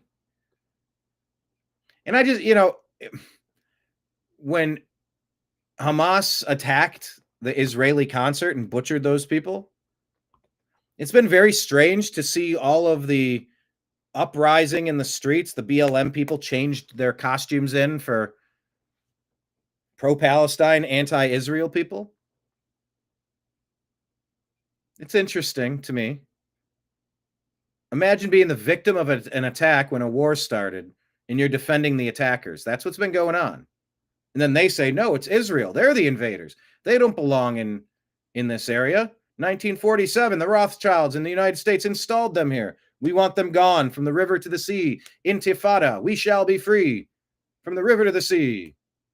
No more Jews should exist. Calling for open genocide. That's not what they're calling for. Yeah, it is. Unless they're not. Fine. I hate this topic.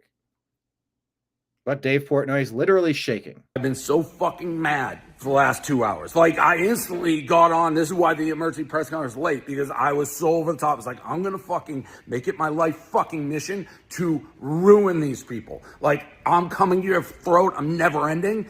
And so that is a video there.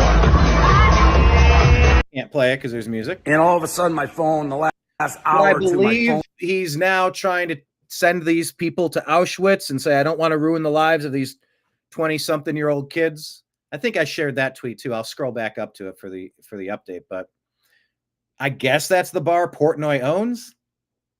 And somebody paid money to put this on the sign, and somebody held it up. Somebody wrote it out. Somebody allowed it. Phone's fucking blowing. Being fired. So, that's a word. Our That's bar in phrase. Philadelphia, Barstool Sampson Street. F the Jews. And then this lady called a kid the N-word. Salty Girl says we should not have to live this way. If you're unwilling, well, hold on. I am 1776. Okay, there's a lot of these. Hold on. White people know who to try. There you go. Tony Soprano says this. Looks like a black guy in the image. White people know who to try. That's why videos like these in the comments mean nothing. Because 99% of these people cowards. She walked away as she talked trash. Also, here in Baltimore, we kill for less.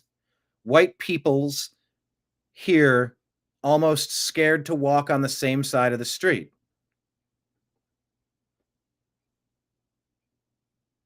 At the bar, you were a pal with the Steins. Glug, glug, glug. Yeah, so she says a word, and then I am 1776 says, yeah, you're living up to the stereotype, huh?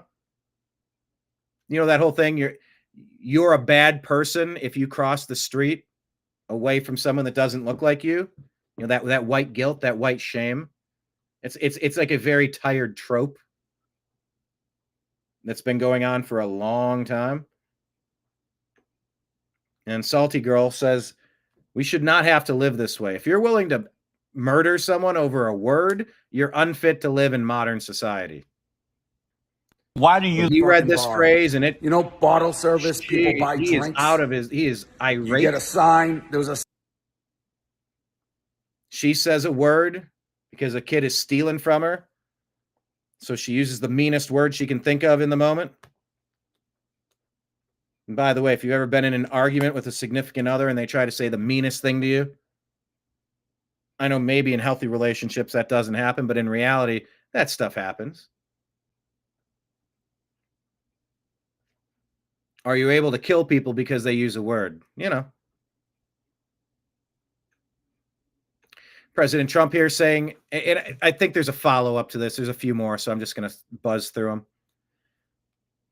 President Trump is saying about the 2028 presidential run, it's something that, to the best of my knowledge, you're not allowed to do. There are many people selling the 2028 hat, but this is not something I'm looking to do. I'm looking to have 4 great years and turn it over to somebody.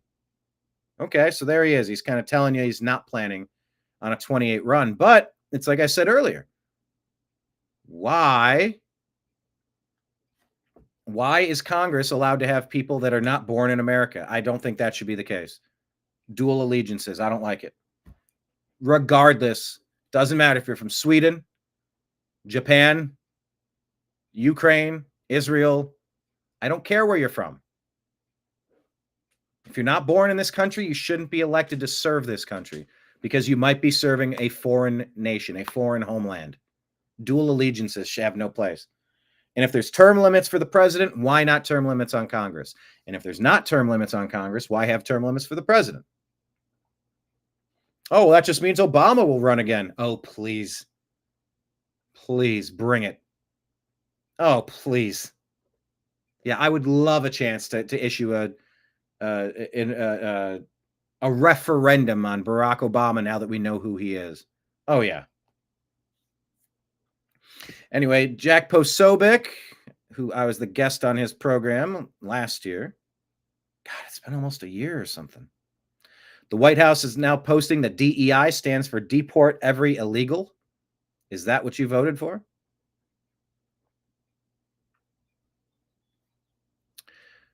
This question from Data Republican. She gets asked, why isn't Soros banned from America? There's a whole lot of information here.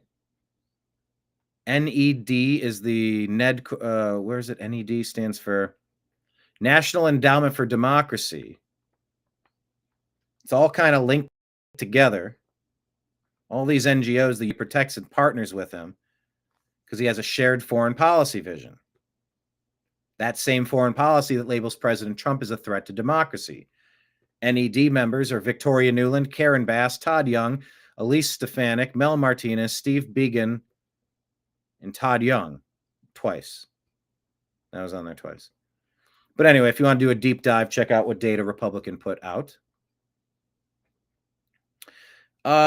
President Trump is supposed to issue a sports announcement at 1 p.m. Did that come out yet? Let me check ESPN because I believe... No, I don't see it on ESPN. Okay. So we'll keep our eyes peeled. Osama Obama. I believe the plan was to announce that Washington, D.C. will be the host city for the 2027 NFL draft, which is good since they're now cleaning D.C. up. Under Democrat rule, it's been turned into a hellhole, like everything that if you allow Democrats to run roughshod over people. President Trump is saying, clean up this city, and they've been working on it.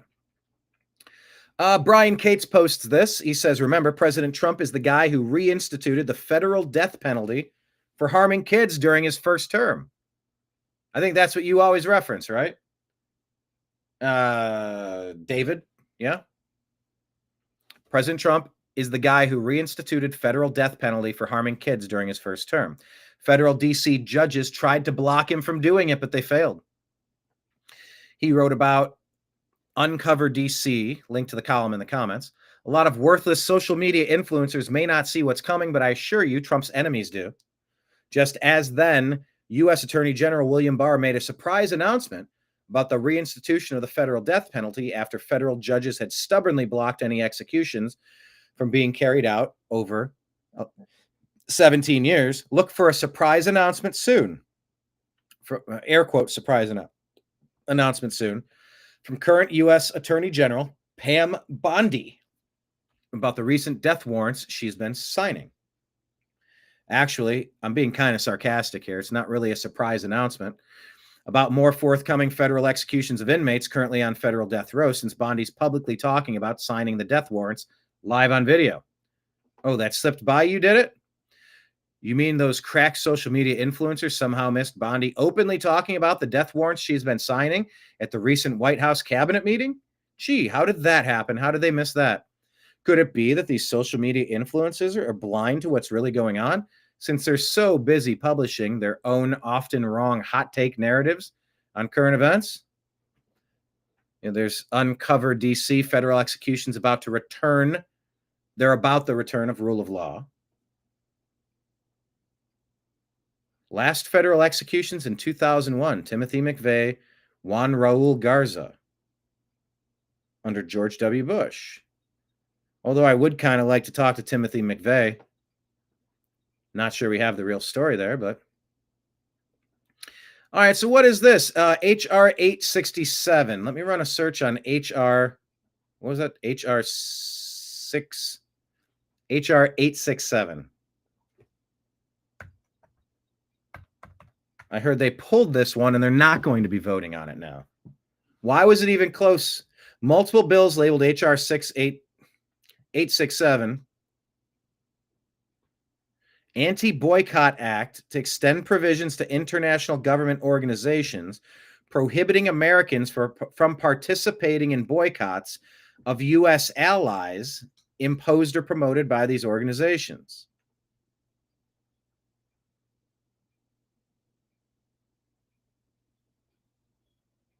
Why can't you boycott?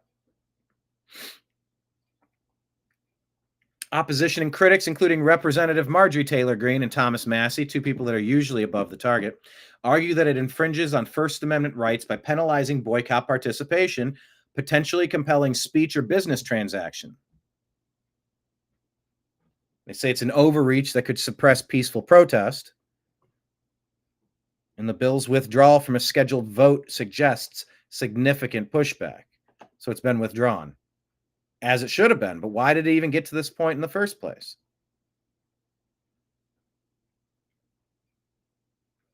NED needs to go away. I don't know how to say that. I know how to read it. I don't know how to say it. Boycott is a bunk bed for kids, for two brothers. So yeah, Marjorie Taylor Greene says, I'm voting no. It's my job to defend Americans' rights to buy or boycott whomever they choose without the government harshly fining them or imprisoning them. Why did this even get to this point? You know, this just gives more credence to the people that say Israel controls the United States. America is run by Israel, Mossad, the deep state are the Jews. This is where all of this stuff comes from. When you see something like this, you got the Israeli flag on here. Representative Mike Lawler sponsored this. They're calling it the IGO Anti-Boycott Act. Prison sentence of 20 years, fines of $1 million for Americans participating in boycotts of Israel or its settlements if these boycotts are endorsed by international bodies like the UN or the EU. So the EU and the UN can go pound sand. We don't take our marching orders from them. We're a sovereign nation. But the fact that these things get close to becoming law is terrifying. We have a First Amendment. You don't get to usurp that. Marjorie Taylor Greene says, what I don't understand is why we're voting on a bill on behalf of other countries and not the president's executive orders that are for our country. So she's voting no. Thomas Massey says, I agree. I'll be voting no on this bill as well. And now I guess they've pulled it from the vote. But how did it get here in the first place? It's blatantly anti-American. You can be for whatever you want and against whatever you want. And all this does, it throws more logs on the fire to the people that say that Jews run the world. Israel controls the White House. Trump is a Zionist. AIPAC runs Congress. America's been overthrown. No, not by the Islamic Caliphate. No, not by the narco human smugglers. No, not by insert scapegoated group here. But it's by Israel, by the Jews. And then it just continues. And the anger grows. Why was this even almost brought to a vote to begin with? You're not allowed. This is a compulsion to purchase products. This is exactly what should have doomed Obamacare. Exactly.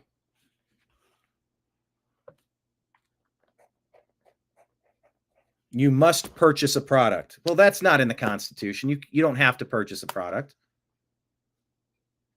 Well, you're not allowed to boycott. What? That's my choice, whatever I decide to spend money on, not yours. It's ridiculous that something like this even got close to becoming a law in the United States. It's ridiculous.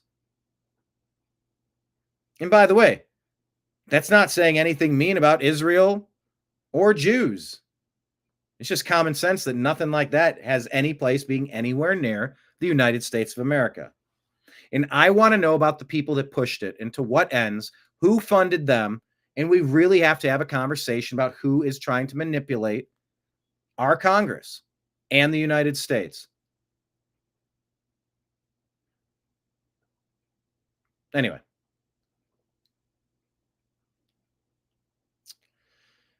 Here's the Alcatraz statement from President Trump. Rebuild and open Alcatraz. For too long, America has been plagued by vicious, violent, and repeat criminal offenders. And by the way, that's kind of the biggest part here. You know, there's a lot of things you could say, well, somebody made a bad decision. They'll be penalized and, you know, they'll have a chance to re-enter society. But if you do it again, how about 2 strikes and you're out? We don't owe it to society to keep putting monsters into our streets to abuse our people. We need to protect our people.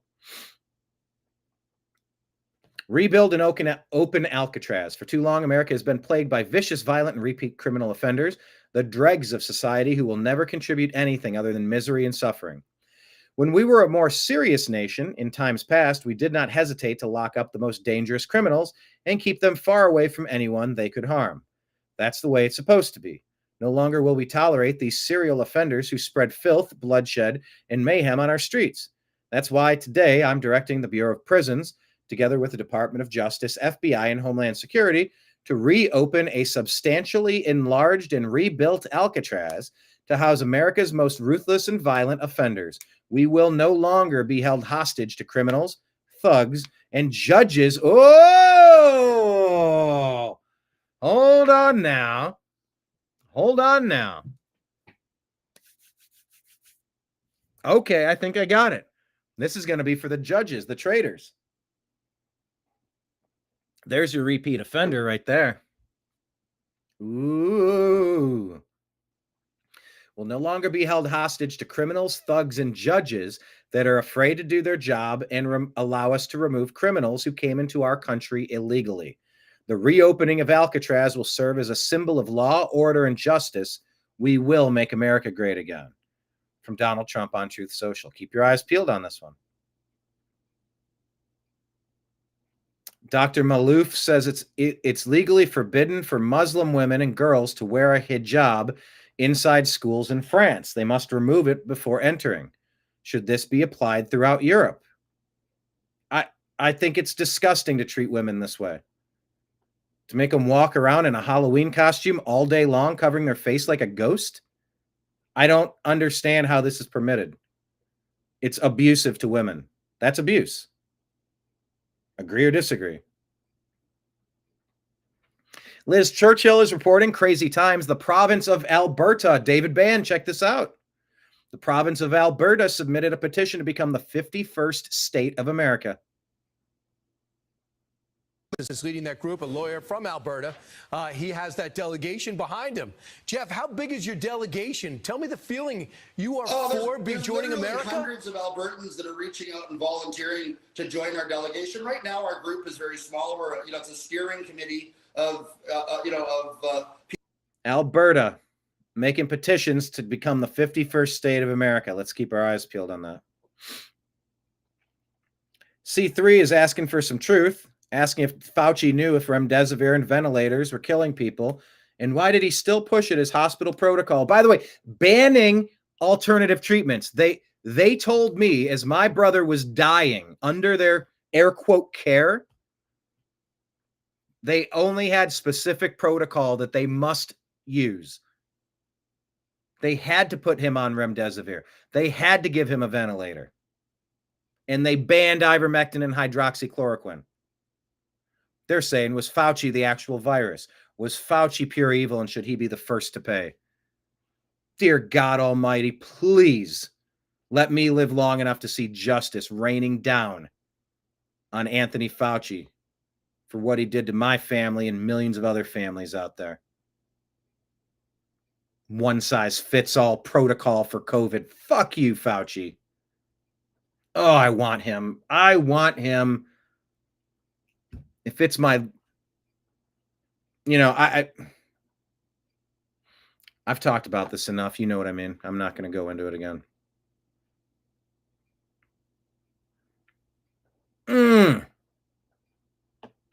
Let's go get Fauci. All right. So Elon Musk has built a city called Starbase in Texas. Look at this. Dude is playing Sim City. Oh, damn it. There's music here. I hate when music is on here because then I can't play it without YouTube limiting the reach. But look at this. Elon built a city.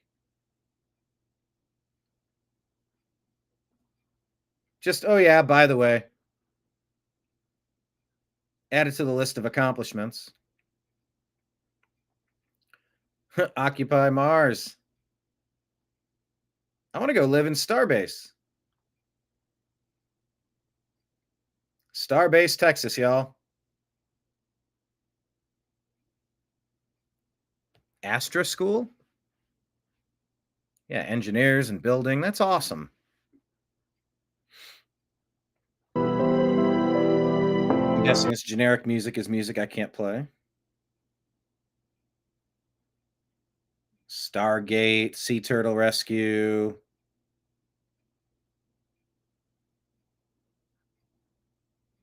There are builders and there are destroyers. Democrats, deep state are destroyers. MAGA are builders. I'll choose builders every day of the week. How cool is that? Starbase. Soon we're going to be putting this out in space, huh? This post here from Real Robert. It shows Republican State Senator Steve Drazkowski confirming beyond a shadow of a doubt Ilhan Omar did marry her brother and admitted she would do what she had to do to get him papers to stay in the United States. He has the receipts, affidavits, eviction notices, marriage certificate, and other documents, allegedly. There is now a demand for the arrest of Ilhan Omar for crimes including federal tax fraud, federal immigration fraud, federal student loan fraud, and state violations such as perjury, bigamy, incest, kickbacks, and campaign finance abuse, spanning from the East Coast to the Mississippi, including Boston, Washington, New York, Chicago, and Florida. Now, the foreign illegal can F off to prison or back to Somalia. Now she can, well, they said it twice. So check out that 15-minute video and tell me, do you agree or disagree that that's happening and that we have that information? Amuse shows Islamification. Things are getting so bad in Texas, bad in Texas, comma, Islam critics in Europe are sounding the alarm. This is Islam in Texas.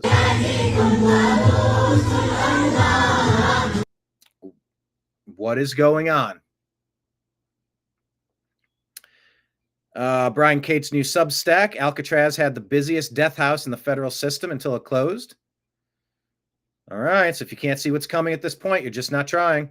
Also, they're expanding Guantanamo. So if the arrests are coming, let's let it happen already. Mila Joy says Laura Loomer single-handedly found a crime that Hunter Biden committed that occurred after the dates of the presidential pardon. He fled to South Africa after he heard he was about to be subpoenaed. He signed a declaration that he and his lawyers submitted to the federal court in Los Angeles under oath with penalty of perjury when he's saying he's broke and millions of dollars in debt. Yet he's living the high life, spending money like water. This could send Hunter Biden to prison.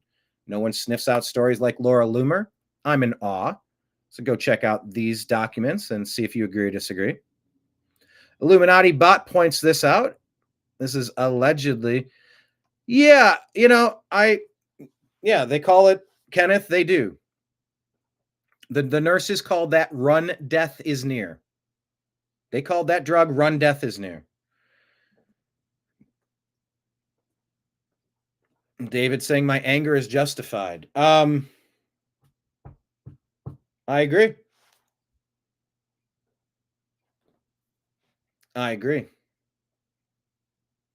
I'm generally against torture. I really am. Knowing how my brother was tortured for weeks, couldn't breathe. Watching my mom struggle every time she took her respirator off. I mean, the beginning of COVID killed my mom. The end of COVID killed my brother. I mean,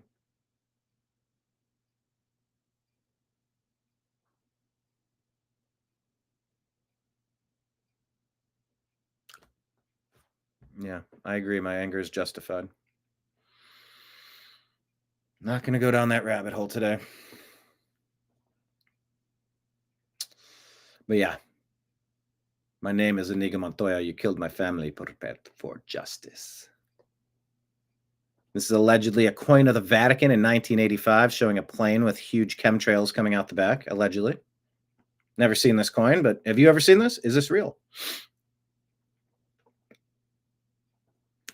And in case you missed it, here's Stephen Miller saying why Kamala Harris owes Americans an apology. The only thing Americans want to hear from Kamala Harris is an apology for joining Joe Biden, and remember, she was the border czar, joining Joe Biden in aiding and abetting the invasion of our country.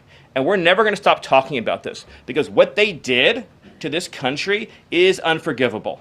It is an eternal stain on the Democrat Party. Agreed. Every day we read another story.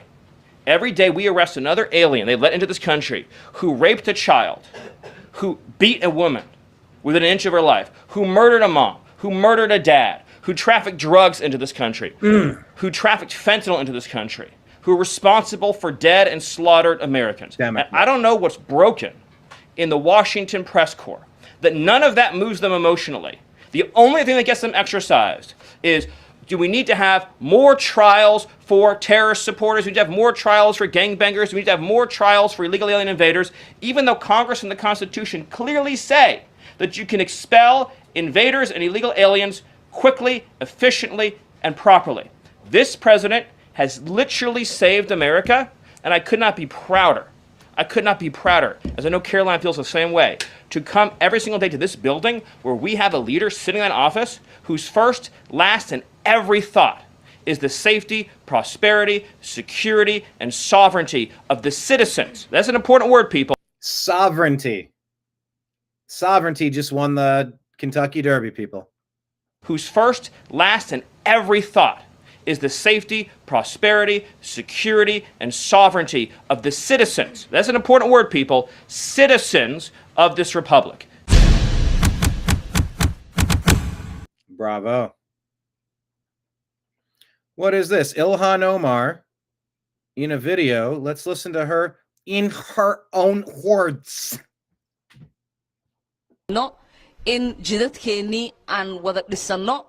Anigu waan ahay gabar Mareykanka laga doortay. I'm an American migrant. Oo Congress-ka In the Mareykanka. U.S. Congress. Now, by the way, End Wokeness put this out, KAAD TV. I don't know the context of this. I don't know if the translation is accurate. But I'll tell you what they're reporting the translation is. If any of this is inaccurate, let me know. I can't let you hear her talk because she is speaking not in English. So I'll have to do it for her. We must fix our roads. In jidadkeennii aan wada dhisano. Anigu waan ahay I'm gabar an American Mareykanka migrant. laga doortay. Oo Congress-ka In the Mareykanka U.S. ku Congress. jirto.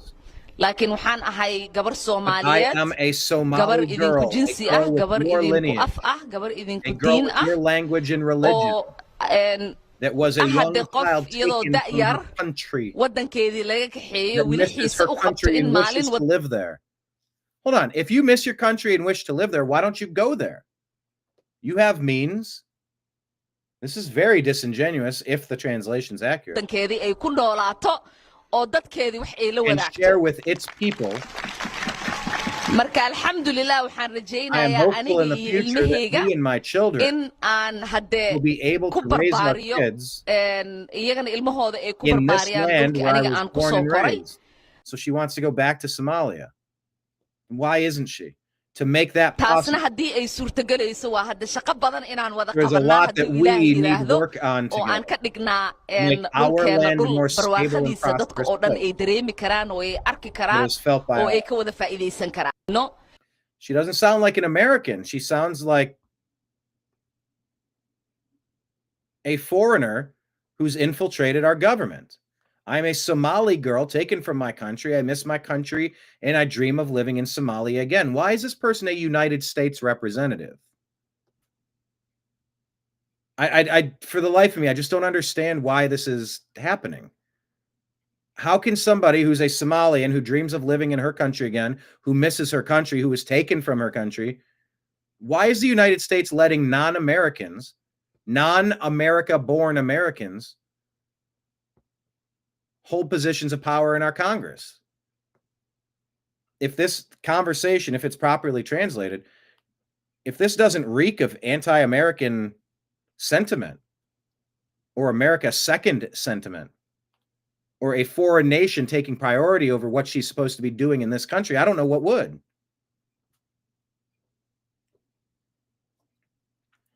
ICE in Oklahoma arrested Mexican national Carlos Ambriz, previously deported. He was convicted. Oh, he was previously deported, but he came back. He's convicted of murdering his own child. And Democrats fight to keep people like him in the country. So that story in Oklahoma, by the way, according to Gateway Pundit, ICE is responding to accusations of an illegal raid in Oklahoma after Democrats accused ICE of raiding the wrong house and terrorizing a U.S. citizen family in Oklahoma. The Department of Homeland Security fired back, beginning their official statement on X with a blunt response. Wrong. Is there one place where this is instead of several different posts? Homeland Security. There we go. The April 24th, and this is at least according to Homeland Security. We'll wait and see how this shakes out. I'm not believing one side over the other, but I'm trying to understand it. The April 24 Oklahoma ICE operation was a lawful, court-authorized action explicitly targeting a property that was a hub for human smuggling, not specific individuals, as falsely suggested by media reports.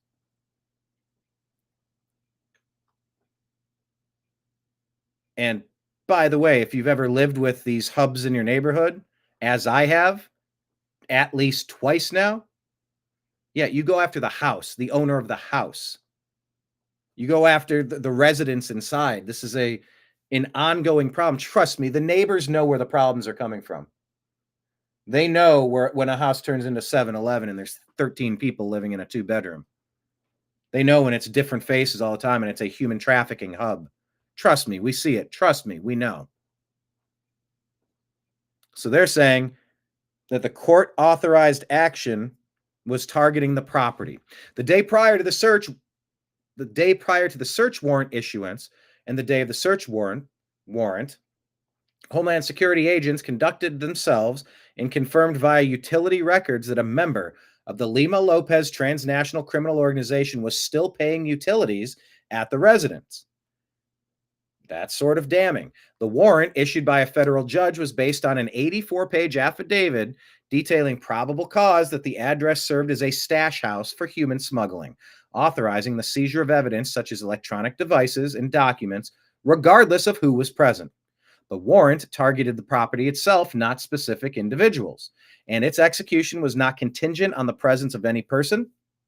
HSI, with Oklahoma State Police support, executed the warrant with precision, seizing electronic devices as authorized. This court-authorized search was a critical strike against a dangerous human smuggling network in furtherance of our mission to protect American communities from the chaos unleashed by the Biden administration's open border policies.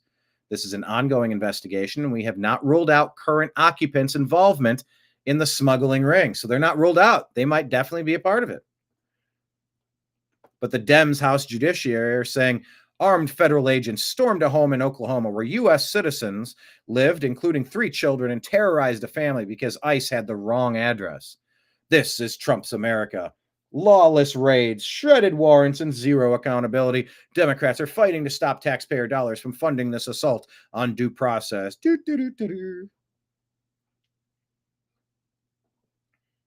So, we're trying to ask if the Oklahoma raid was misreported, and if so, by who? They're saying it wasn't botched.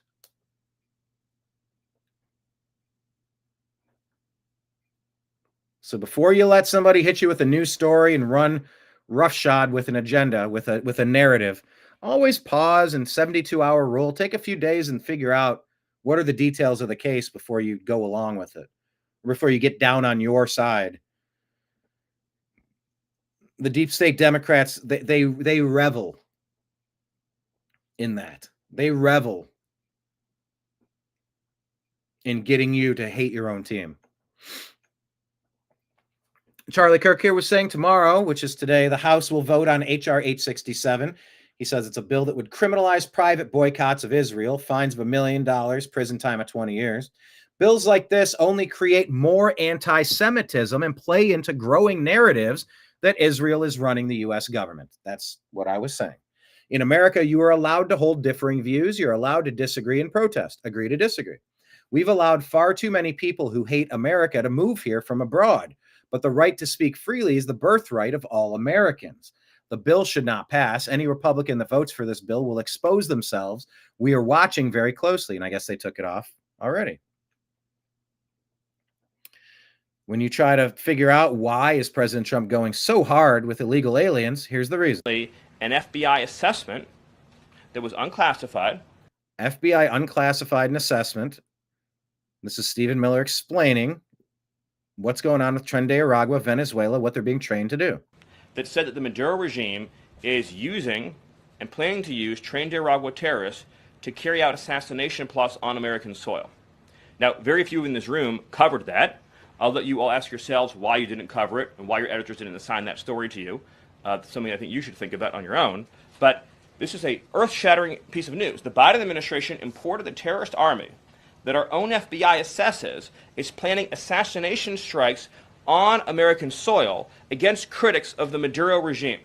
Those are the terrorists that President Trump is finding and apprehending that our Democrat judges and Democrat activists are trying to keep on U.S. soil.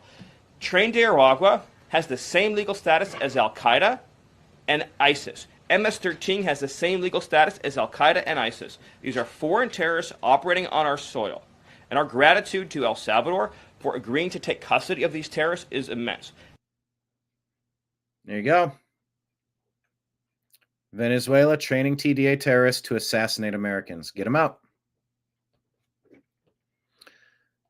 Matt Van Swol is writing, just, he started writing publicly because FEMA was failing. Biden was doing next to nothing. President Trump came in and put someone in charge of FEMA that cared about us. And then people started turning on him, losing friends. He gets swatted by crazed leftists in the middle of the night, publicly attacked for helping people. They came after his job and his family. It's madness. It's absurd, and it has to stop. Not sure how to get out of it. But yeah, we invited him on the show. We've reached out to him a few times because we're very connected to that Hurricane Helene story with the documentary we made, of course. 3 people have been arrested in California for a home invasion, a murder, and robbery. So let's listen. Who are they and why? It is very shocking for such a nice neighborhood full of kids and people walking their dogs. I just spoke to LAPD again. They're not yet going to release if the victim knew the suspects or if this is related to any similar home invasions that has just about every corner of LA on edge. Leaves rustling and children laughing. A typical afternoon on De La Osa Street in this quiet Woodland Hills neighborhood. And quite the contrary to the horror suffered inside this home over the weekend. School right across the street and the kids be playing. You know, this is a good neighborhood for some stuff like this to happen in it. Saturday morning, police say 47-year-old Alexandre Motabatsi was beaten to death during a home invasion. He seemed like a very nice guy, always out with his dog. I have 2 dogs, and, you know, very friendly. I think it's very sad what happened to him. LAPD detectives say they've caught the 3 culprits, all charged with murder, after investigators say the men held the victim captive, assaulted, and killed him. I woke up the next day and just saw yellow tape everywhere. Living 2 doors down from the murder. It's shocking. I'm scared to go to sleep at night because what if it's my house? A valid concern after similar scares just over a week ago. In Sherman Oaks, police say a family was forced to hide inside a bedroom after intruders broke in, leaving the injured mother crying on the curb with one of her kids. And Hollywood, police say men barged in and maced a person who was in the mansion before taking off with jewelry. Investigators. We need to start stringing these people up in the town square. Monsters preying on Americans. Fuck that. We got to start getting harsh on these dirtbags. This is not seeing a bike on the side of the, you know, like, oh, I don't know, there's a bike laying out, I'm just going to take it. And you're like, all right, that was bad. You shouldn't have done that. And here you're going to serve some time and you're going to be on probation. Don't do it again or else you're not coming out. Like, you don't accidentally get into a home invasion and then beat somebody to death. Like, you're a monster. You can go to hell and we can help you speed up the process with an execution. After you're found guilty by a jury of your peers. There is no point in allowing monsters like this to roam our society. Zero. It's just happening everywhere. Have not yet said if they believe any of these recent home invasions are connected to this latest strike in Woodland Hills. Wherever, I just pray for the victim's family. And yeah, but in Libs of TikTok, they didn't even mention that they're Georgian nationals in our country illegally. I guess that wasn't part of the story. They seek justice for what happened, you know. Or did they save that part for the very last phrase here? Yeah, LAPD is still investigating, but cameras at the neighbors' houses could be key in helping police get to the bottom of this and figuring out the motive of why this man had to lose his life. Isn't it is very well, anyway, we'll see if they're Georgian nationals. That was not in the story. Hey, remember this? Never forget. Look at this shit. This is what an invading force does in the world. Never forget that Joe Biden sent forklifts to open the border when Texas built a razor wall barrier. Democrats love stealing elections. Look at this. Opening up our border to let illegal alien invaders into America. Never forget what the Democrats are up to. Never give them power again. Never vote for them. Vote against them every chance you get.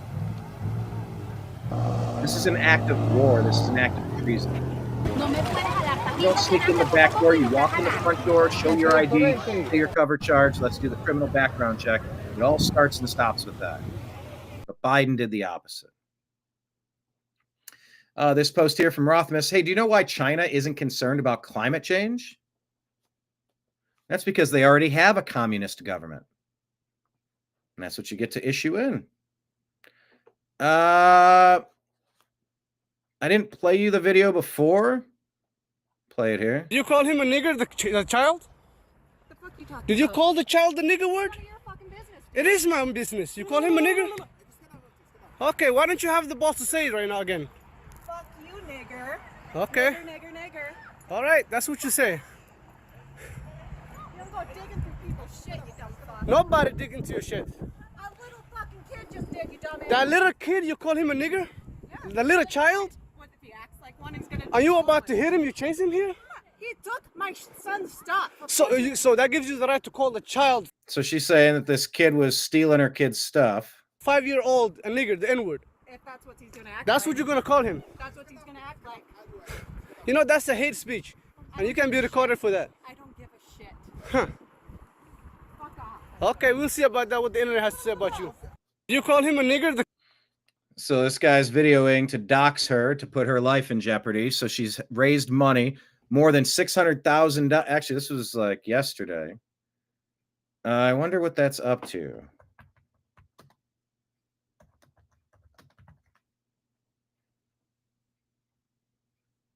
Where is this? Fundraiser not found. Well, where is it? Trying to get the new number.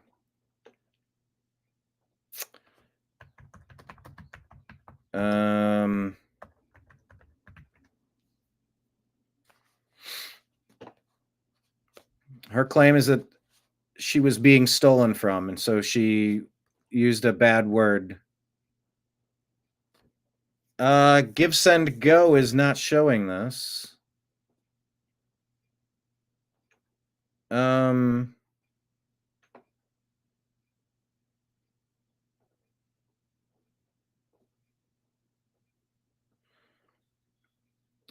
It's hosted on Give, Send, Go, Help Me Protect My Family. I'm not seeing an update. I can't even find it. No, I haven't donated, but they're trying to ruin this woman's life. It might be this one.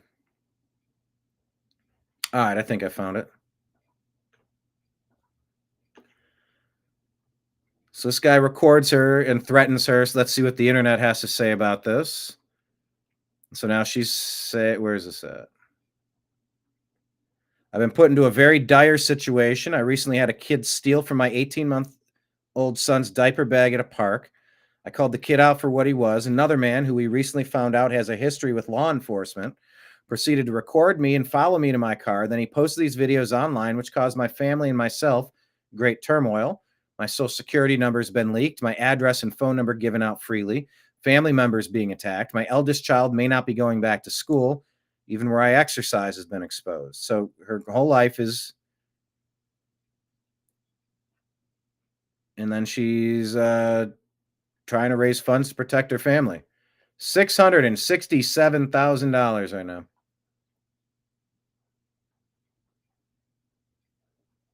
Yes, Winnie the Pooh and Tigger.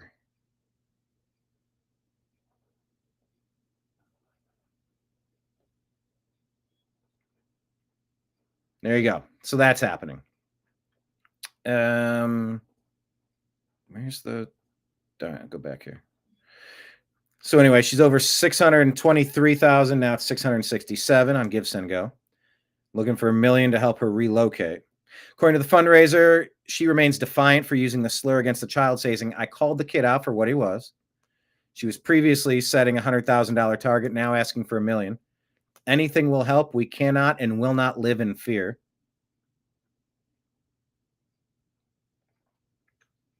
I believe that happened in Minnesota. This one, Oil London TV. Minnesota homicides. You know, kind of showing which demographics are committing the most homicides. This one here is saying that, I don't know how to pronounce this name, and I don't know if this is accurate, but the accusation is that from Imperfect Believer, Sharmake Bele Omar, is that Ilhan Omar? I wonder if they're related. A Somali father who confronted Shiloh Hendricks after she called his autistic son the N-word. So I've heard it reported that he's a 5-year-old autistic kid. I've heard it reported he's a 9 to 11-year-old kid, not autistic. I've heard that this guy has a history. I think that's in the next panel here. that he's a pedophile who was arrested for raping and kidnapping a 16-year-old girl years ago.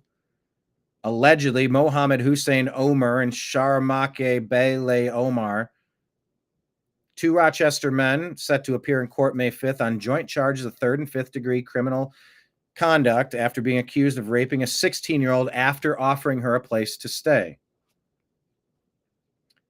KIMT3 News reported in February 23, according to this post, charges dropped against a Rochester men, both of them, who were accused of abusing a teen victim. In the interests of justice, they didn't go after 2 child abusers. So they're saying that Minnesota is protecting child abusers and that these people are doxing people and putting hits out on Americans. They're doxing and putting out hits. They didn't like that she used a mean word in response to her being stolen from. That's the allegations of the story in a nutshell. This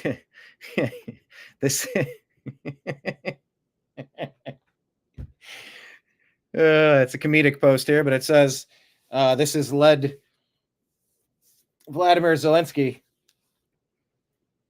to come up with a new policy saying, I will say the N-word if you send money. This guy is just slaughtering hundreds of thousands of his people while he continues to push for NATO, push for weapon systems on the border of Russia. That's not going to happen. Pushing to get Crimea back that was lost under Obama. And he doesn't seem to want peace, but he will take more money. He'll even say the N-word if you'll give him more money. Of course, I covered this. MTG said no, not voting for this pro-Israel. Lock you up for 20 years unless you purchase Israel products. You'll be fined $1 million if you don't agree with Israel on every topic, even the ones that contradict the others. Anyway. This story is massive. I don't like talking about Jew stories, Palestine stories. I don't like talking about black and white stories. I hate them. They're just gross. Every angle you look at, it's just gross, slimy things under the rocks. I don't like lifting the rocks up. Now, I do prefer talking about stories like this.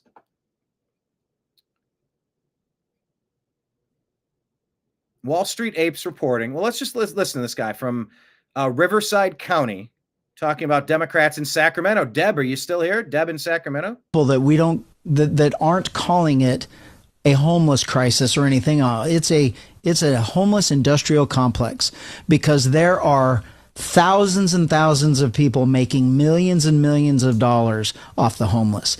And if we fix the homeless and cause them to all go away, all of those people lose their money. And that's what people are accusing Big Pharma of doing. They haven't cured shit in the past 100 years, but they'll sure as hell sell you a pill to mitigate your side effects. It sure seems like Big Pharma has zero interest in curing anybody.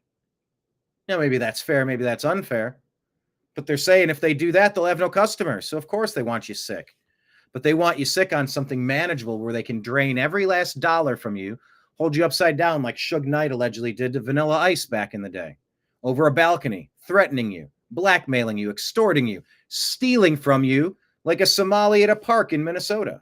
All of those businesses lose their funding. All of those nonprofits lose their funding. And so this special interests relationship that between lobbyists and special interests and Sacramento legislators with the kickbacks and the free trips and the business trips and everything else, that's keeping this going. They can't solve the homeless problem, or they won't be able to launder all of our taxpayer money back into these businesses and these organizations that are supposed to be helping it. Yes, so who owns those businesses? The people that are not going to be in favor of me being governor. People that we don't. Okay. Well, then Chad Bianco, maybe he should be governor. I like the cut of his jib. Hey, let's check in the UK. How are things going in the United Kingdom? You know, Great Britain. Minnesota lost its way, and they've been invaded by Somalis and others from enclaves in the border. What's the United Kingdom doing? How's Great Britain doing? Does this look like Great Britain? Everything's okay. Not sure the context of this video, but Amuse is reporting that UK is not okay.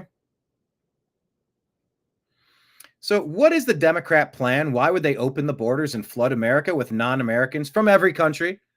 I'm not against any particular country in general, specifically per se. It's about anybody from anywhere. There should be a very small amount of immigration and required assimilation. Not what they did in Springfield, Ohio, doubling their population or putting 50% of their population. Something like Springfield, Ohio has 60,000 people and they dumped 30,000 from Haiti. Adding 50% of your population, permanently changing your city, your state, your culture, your beliefs, your shared history, your camaraderie, your language and communication abilities overnight because there was a company or two that needed more workers. So instead of working with the Americans, they dumped foreigners into your country, in your community, your backyard. Either that's okay or not okay. England is also turned upside down. Canada is upside down. Ireland, Scotland, France, Spain, Germany, upside down, upside down, upside down, upside down. Why is that? Oh, Chucky Schumer will tell you why that is. It's their plan. This isn't a crisis. This is the Obama doctrine. This is flooding sovereign nations with enough moochers so that they will be on government assistance forever and they will vote Democrat forever. And you will not be able to overturn what happened. And they will have more children than you. Look at the per capita. Look at what's happened. I've showed you charts today about the birth rates that Americans are not having enough children. Give it a generation or two, and American citizens will be outnumbered in their own country by people who snuck in the back door, or better yet, came in because Biden, through Obama and his ilk, lifted the razor wire with a forklift because Chuck Schumer is out here preaching this. The only way we're going to have a great future in America is... The only way we're going to have a great future in America is what? Bringing manufacturing back, screening out all the poisonous people, rapists and murderers at our southern border, stopping human trafficking and the abuse of children.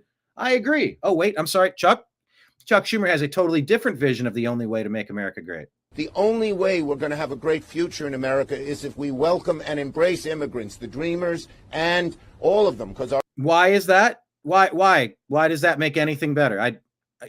You didn't explain why. Immigrants, the dreamers, and all of them. Because our ultimate goal is to help the dreamers, but get a path to citizenship for all 11 million or however many undocumented there are here. Because they want to turn all these imported people into citizens so they can vote Democrat forever and no Republican can ever hold office. And that $36 trillion on a credit card tab is going to double. All the NGOs are going to keep stealing your money to fund organizations that hate you, to destroy the country. That's who the Democrats are. That's who Chuck Schumer is. That's what they're pushing and promoting. We said retire every traitorous Democrat. Never vote for that party. They hate America. Propaganda. Trump versus Harris. Real clear politics. Trump versus Biden before 21. Look at that. Oh, what a swing. They had Harris on top. Oh, yeah, Harris is going to win the election.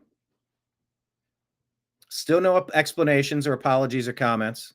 They're spreading ideas, information, or rumor for the purpose of helping or injuring an institution, a cause, or a person. Fake polls on President Trump's level of popular support, relentlessly trying to influence you with their fake polls. They're still doing it. Hey, here, Real Robert is sharing this video. You guys will agree with this. This is calling for justice, because if we're not going to fix what has happened, the things that are about to happen are going to be just as bad. You have to have justice. Where are the freaking indictments? We cannot move forward. General Michael Flynn. The nation cannot move forward. I don't care how good our how much Trump, adjusts the economy, and he will. But we cannot move forward unless people are held accountable. And I mean very, very senior people, and they all know who I'm talking about. You know who I'm talking about, and I've said it many times. It's the start with Obama and work your way down, right? I mean, And, maybe you don't throw a former president into prison, but maybe you do. Maybe, maybe somebody says, well, who directed you, John Brennan? Who directed you, Jim Clapper? Who directed you, Susan Rice? Under oath, under the lights, and with the threat of prison.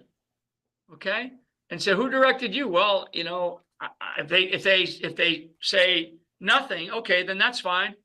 It was Obama. It was the Obama doctrine. He thought he was invincible. Then you're going to go to prison. You're going to prison. You're going to prison for treason. Okay. Treason. That's a very strong word.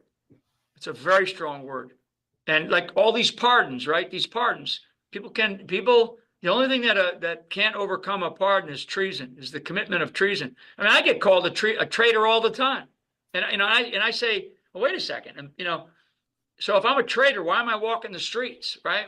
If I committed treason, why am I walking the streets? I was never charged with that. They dismissed my case because they lied, right? And so, you think Mueller and Wiseman, Andrew Wiseman, who was the deputy to Mueller, would have let me go had I was a traitor or that I committed treason? The treason was committed against me as not just Mike Flynn, an Army general, but the national security advisor by a duly elected president of the United States. The income or the outgoing administration under Barack H. Obama committed treason. They committed a conspiracy to undermine a duly elected president, and it hasn't stopped. It hasn't stopped. It hasn't stopped. And if you want this stuff to stop, you have to indict. You have to jail. Can't move forward unless people are held accountable. Did you see this? This was trending. I'm like, all right, let me click on this. I'm like, okay, I guess we're here now. Y'all, Walmart really. I don't know. I'm just seeing what people are talking about. They're talking about this. Walmart. Not even gonna lie to y'all. Walmart really making me not even want to be gay no more. I'm not gonna lie to y'all. Walmart making me not want to be gay anymore.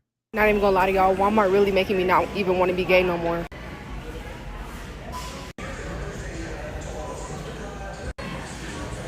You gay, ready to slay. Bye, babe. We could just go ahead and skip Pride Month because. It says Homo Estás. That's a shirt that Walmart's selling. Homo Estás.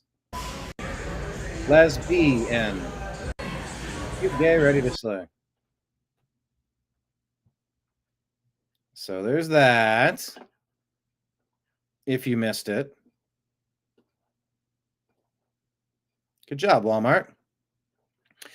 Brandon Straka is kind of going after Scott Pressler. I've interviewed Scott Pressler. I think he did a lot of good work, but they have a rift there. So we're asking Brandon Straka to join our show. Whether he will or not, I don't know, but I did reach out and ask him to. So we shall see.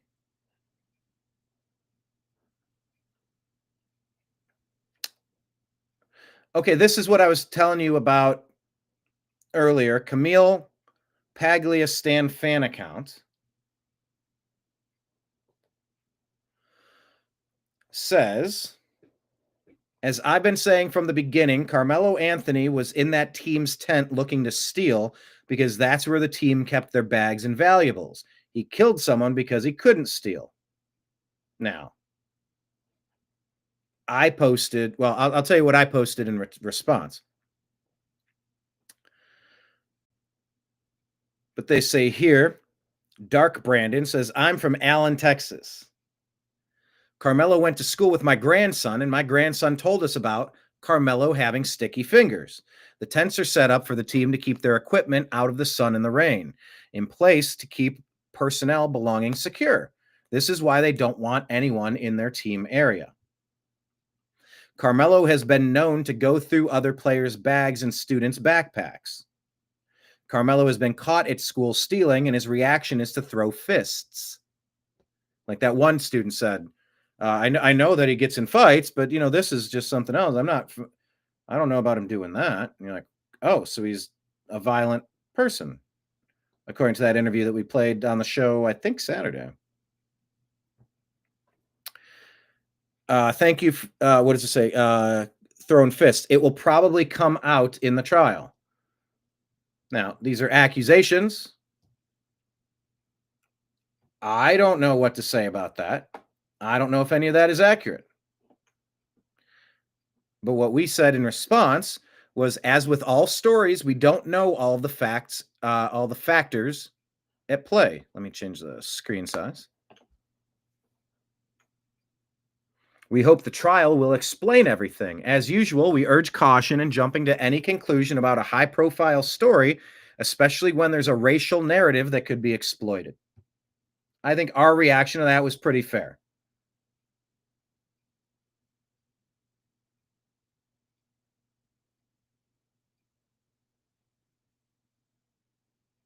We're looking at a lot right now, considering a lot of different options. And it's a good idea to not jump to conclusions without having information. What is this? Dame Andrea Jenkins.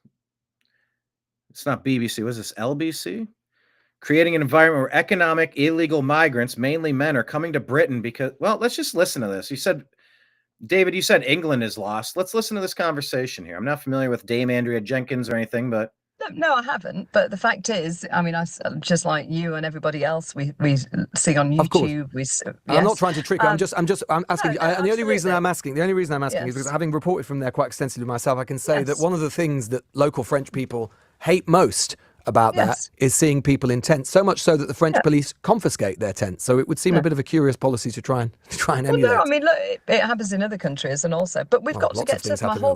Look, my whole point of making this statement is that we are soft touch Britain, and you know, we're acting like honey, bees to honey, by putting people in hotels, by, you know, they get their accommodation, they get their food paid. I mean, look, some conservative-led councils have even paid for driving lessons. This is taxpayers' money, and it should actually be tents, not rent. It should actually be, and British people are charitable, Lewis, but they're struggling themselves now.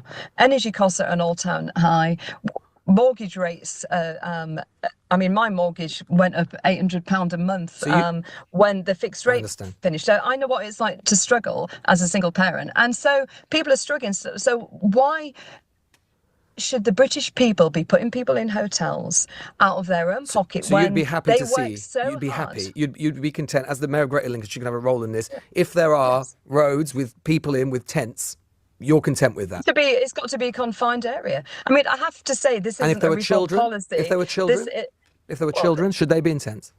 The fact this, I don't know who this interviewer is, but it's like, who do you care about? Do you care about the people of your country?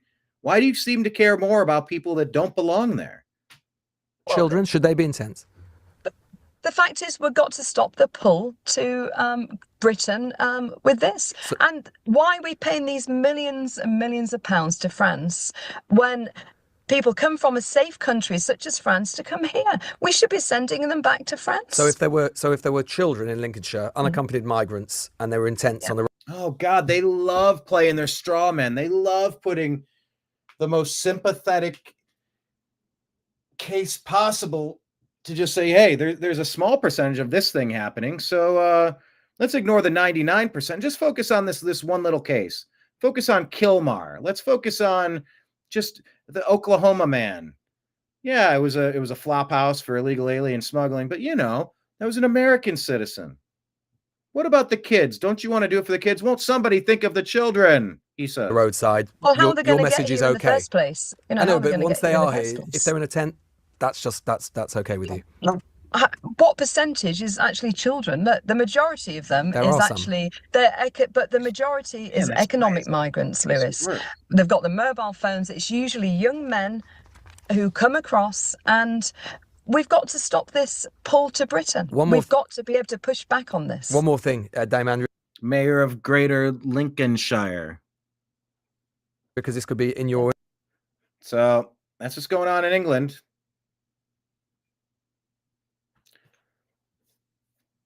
Chicago Ray puts this video out. It's from Frontlines. Well, it's a 3-minute clip. I'm not going to play it, but look at the housing that illegal. Well, I'll play you the first. How much is rent here? Free. Rent here is free. 2 years. After 2 years, we have to pay the rent. All right, y'all, this is Savannah Hernandez in Brunswick, Maine, reporting to you from the apartments where migrants are getting their rent paid for up to 2 years. Now, I wanted to give you guys a first inside look at these units. The migrants shared with us that they come furnished, so they have a flat screen TV in there, couches, tables and chairs, a bed. We also asked them as well, hey, are you paying utilities here? They shared with us that nope, they do not have a water bill, they do not have an electricity bill. And what about the light and the water? Everything is good. So isn't that great? People that are not American are living scot-free while you're busting your ass. This doesn't enrage you, nothing will. Also, how about this? Thought of the day here.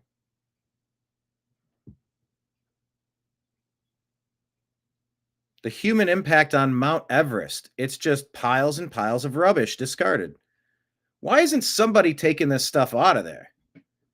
This looks like a Democrat-run city. Someone should be cleaning up Mount Everest. That's pretty wild. This is a conversation. Michael Saylor talking about how Bitcoin is demonetizing real estate and how people are purchasing all sorts of properties and just holding on to them because they don't want to invest in other places.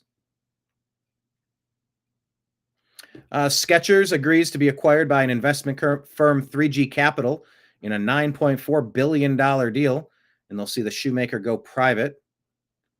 Transaction expected to close in the third quarter of the year. That team up north, head coach Sharon Moore is expected to be suspended for 2 games in the 25 season due to self-imposed sanctions by the university for the Connor Stallions advanced scouting scandal. And we said this is nuts. That team up north should be stripped of their fraudulent championship, and the coaching staff needs to be removed and replaced. NCAA football allowed M to cheat their way to a title and rob the other teams of a chance. Shame on the NCAA. Here's an image. Happy Cinco de Mayo. From migrant to my rent.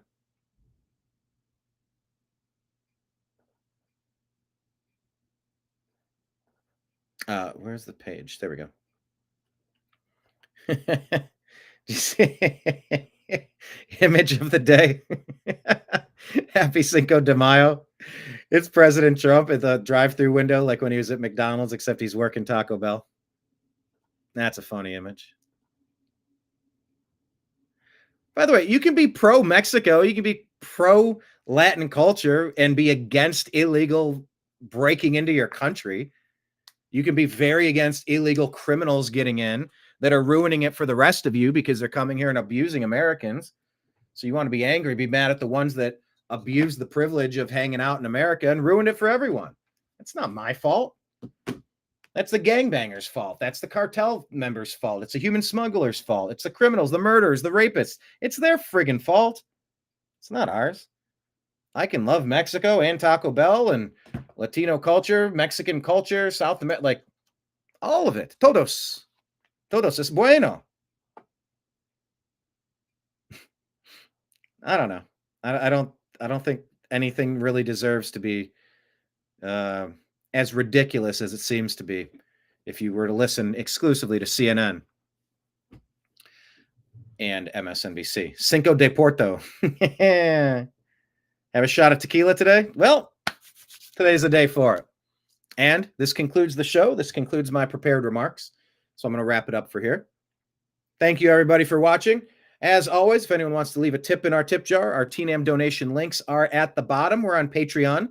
It's a new month, a couple days ago, so thank you to everybody who signed up for monthly contributions on Patreon at The New American Media. Thank you to all of them. Look forward to having many more. We're on Venmo at Brian Engelman, Cash App, $ Brian Engelman, and PayPal at Fuzz Installment. Tequila Mockingbird. Kenneth, you do have a knack for this, for wordplay. Have you ever rapped? Have you ever rapped like Eminem? Actually, I wonder if I could show you this. This dude raps like Eminem. It's hilarious.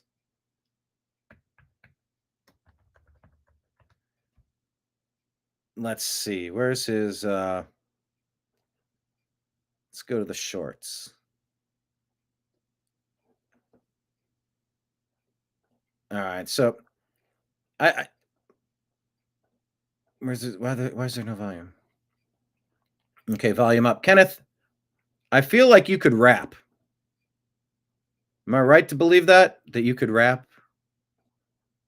Let me share this screen. I feel like this is Kenneth walking around all day like Little Windex. This dude does an Eminem impression that's like more Eminem than Eminem. I don't know how that even happens. But check this out. This is if Eminem got a parking ticket. Parking ticket? Come on, dog. I was barely even going a minute. I literally just walked in to pay the doctor visit in the doctor's clinic basement because I locked him in it. But whatever. Let me guess. It's not your problem, is it? I was not permitted to park here. This lot's restricted. I bet you hate your job, but you ain't got the balls to quit it, which makes sense considering how small you did. You're parked in a handicap stall? Oh, shit. I am parked in a Oh, man, I'm sorry, man. Handicap stall, cabbage patch stall, that is asphalt. What? Gotta be kidding me. Is that a parking ticket? The joke being, Kenneth, do you walk around all day like rhyming and thinking of, because like the joke about this is just like, what would Eminem be like on a daily basis? These activities are exclusive to only. Couldn't laugh. These activities. Gotta be. All right, hold on. Little Windex. I'll show you another one. I just think they're great. They're so when he goes down the stair. Where's the stairs? Okay, here we go. Ah, kids, do you like shit? I just tripped and fell. This isn't well, and I hit my elbow. But no one was around, though. That's good, because that would have been embarrassing for the second time this week, barreling down the stairs again. Ah, kids. But I do wonder, Kenneth, you walk around making word associations every day, like you're Eminem. I don't know. I'm trying to remember which one of these I've pre-watched and that I love. I don't even know. I guess, can I sort by? I don't think I can sort by.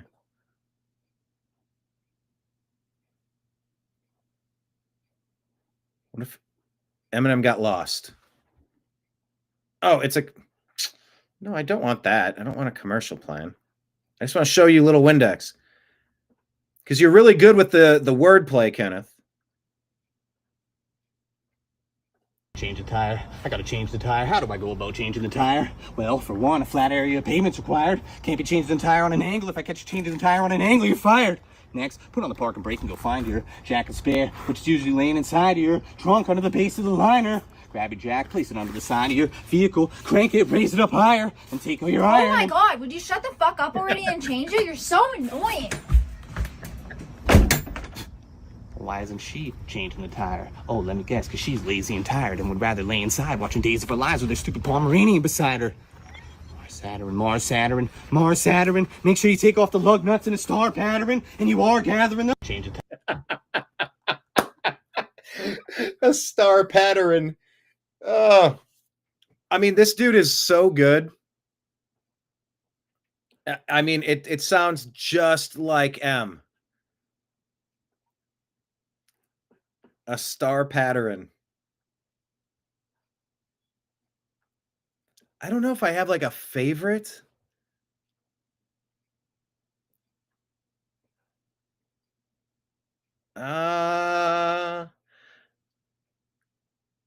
But I do like I like ending the show on something funny. I do like that. Oh, I do remember this. This one's pretty good. If Eminem went hiking. Would you hurry up, Dad? Way ahead of you. Yeah, okay, but you're 9, you're a kid. You don't find this exhausting. I find that it is. I'm 50 years old, dog. I'm tired as shit. Don't know why I committed to climbing up this. Speaking of climbing, my heart rate decided it is, and the sweat on my forehead is piling up quick, and it gets in the corner of my eye when it drifts. It's really annoying, and I want to quit. So if you want to climb to the ridge, you can climb. How the fuck did you get up there? I'm not saying that. I'm talking to myself. Okay, well, I'm going back to the car, man. I'm done with this. Suck at rapping. It's not gonna work. MGK is better. Son of mama. Dude, Would you hurry up, Dad? Way ahead of you. Yeah, okay, but you're 9, you're a kid. You don't find this exhausting. I find that it is. I'm 50 years old, dog. I'm tired as shit. Don't know why I committed to climbing up this. Speaking of climbing, my heart rate decided it is, and the sweat on my forehead is piling up quick, and it gets in the corner of my eye when it drifts. It's really annoying, and I want to quit. So if you want to climb to the ridge, you can climb. Anyway, you get the point. I have the vision of Kenneth walking around making word associations all day, because once I get into that mode, it happens to me. When I start getting into Eminem, I start writing. When I start listening to it, I start writing a lot. When I'm trying to write comedy, I start, like, everything I'm doing turns into a punchline, a setup, a premise, a punchline, rhyming.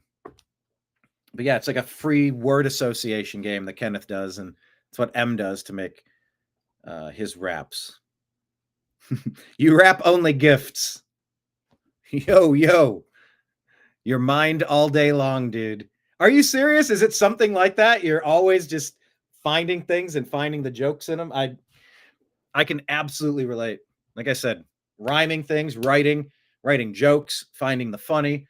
If I let my brain go down that path, everything, I'm trying to rhyme everything. It's fun, but it's also a curse. Like, no, you don't have a small talent for it. You have a large talent for it, I think. And it's a good thing. But yeah, like in the comments, it's just the comments are like, man, this guy's more Eminem than Eminem. And they find it hilarious to think, what if this is what Eminem's day-to-day life is? Being tormented by everything being a rhyme. And all the basic things that it's like you're getting your kid is annoyed by you, your lady is annoyed by him. It's like, shut the hell up, stop it. But it's like, it's what you're good at. It's what you do. That's kind of the joke. What's another one?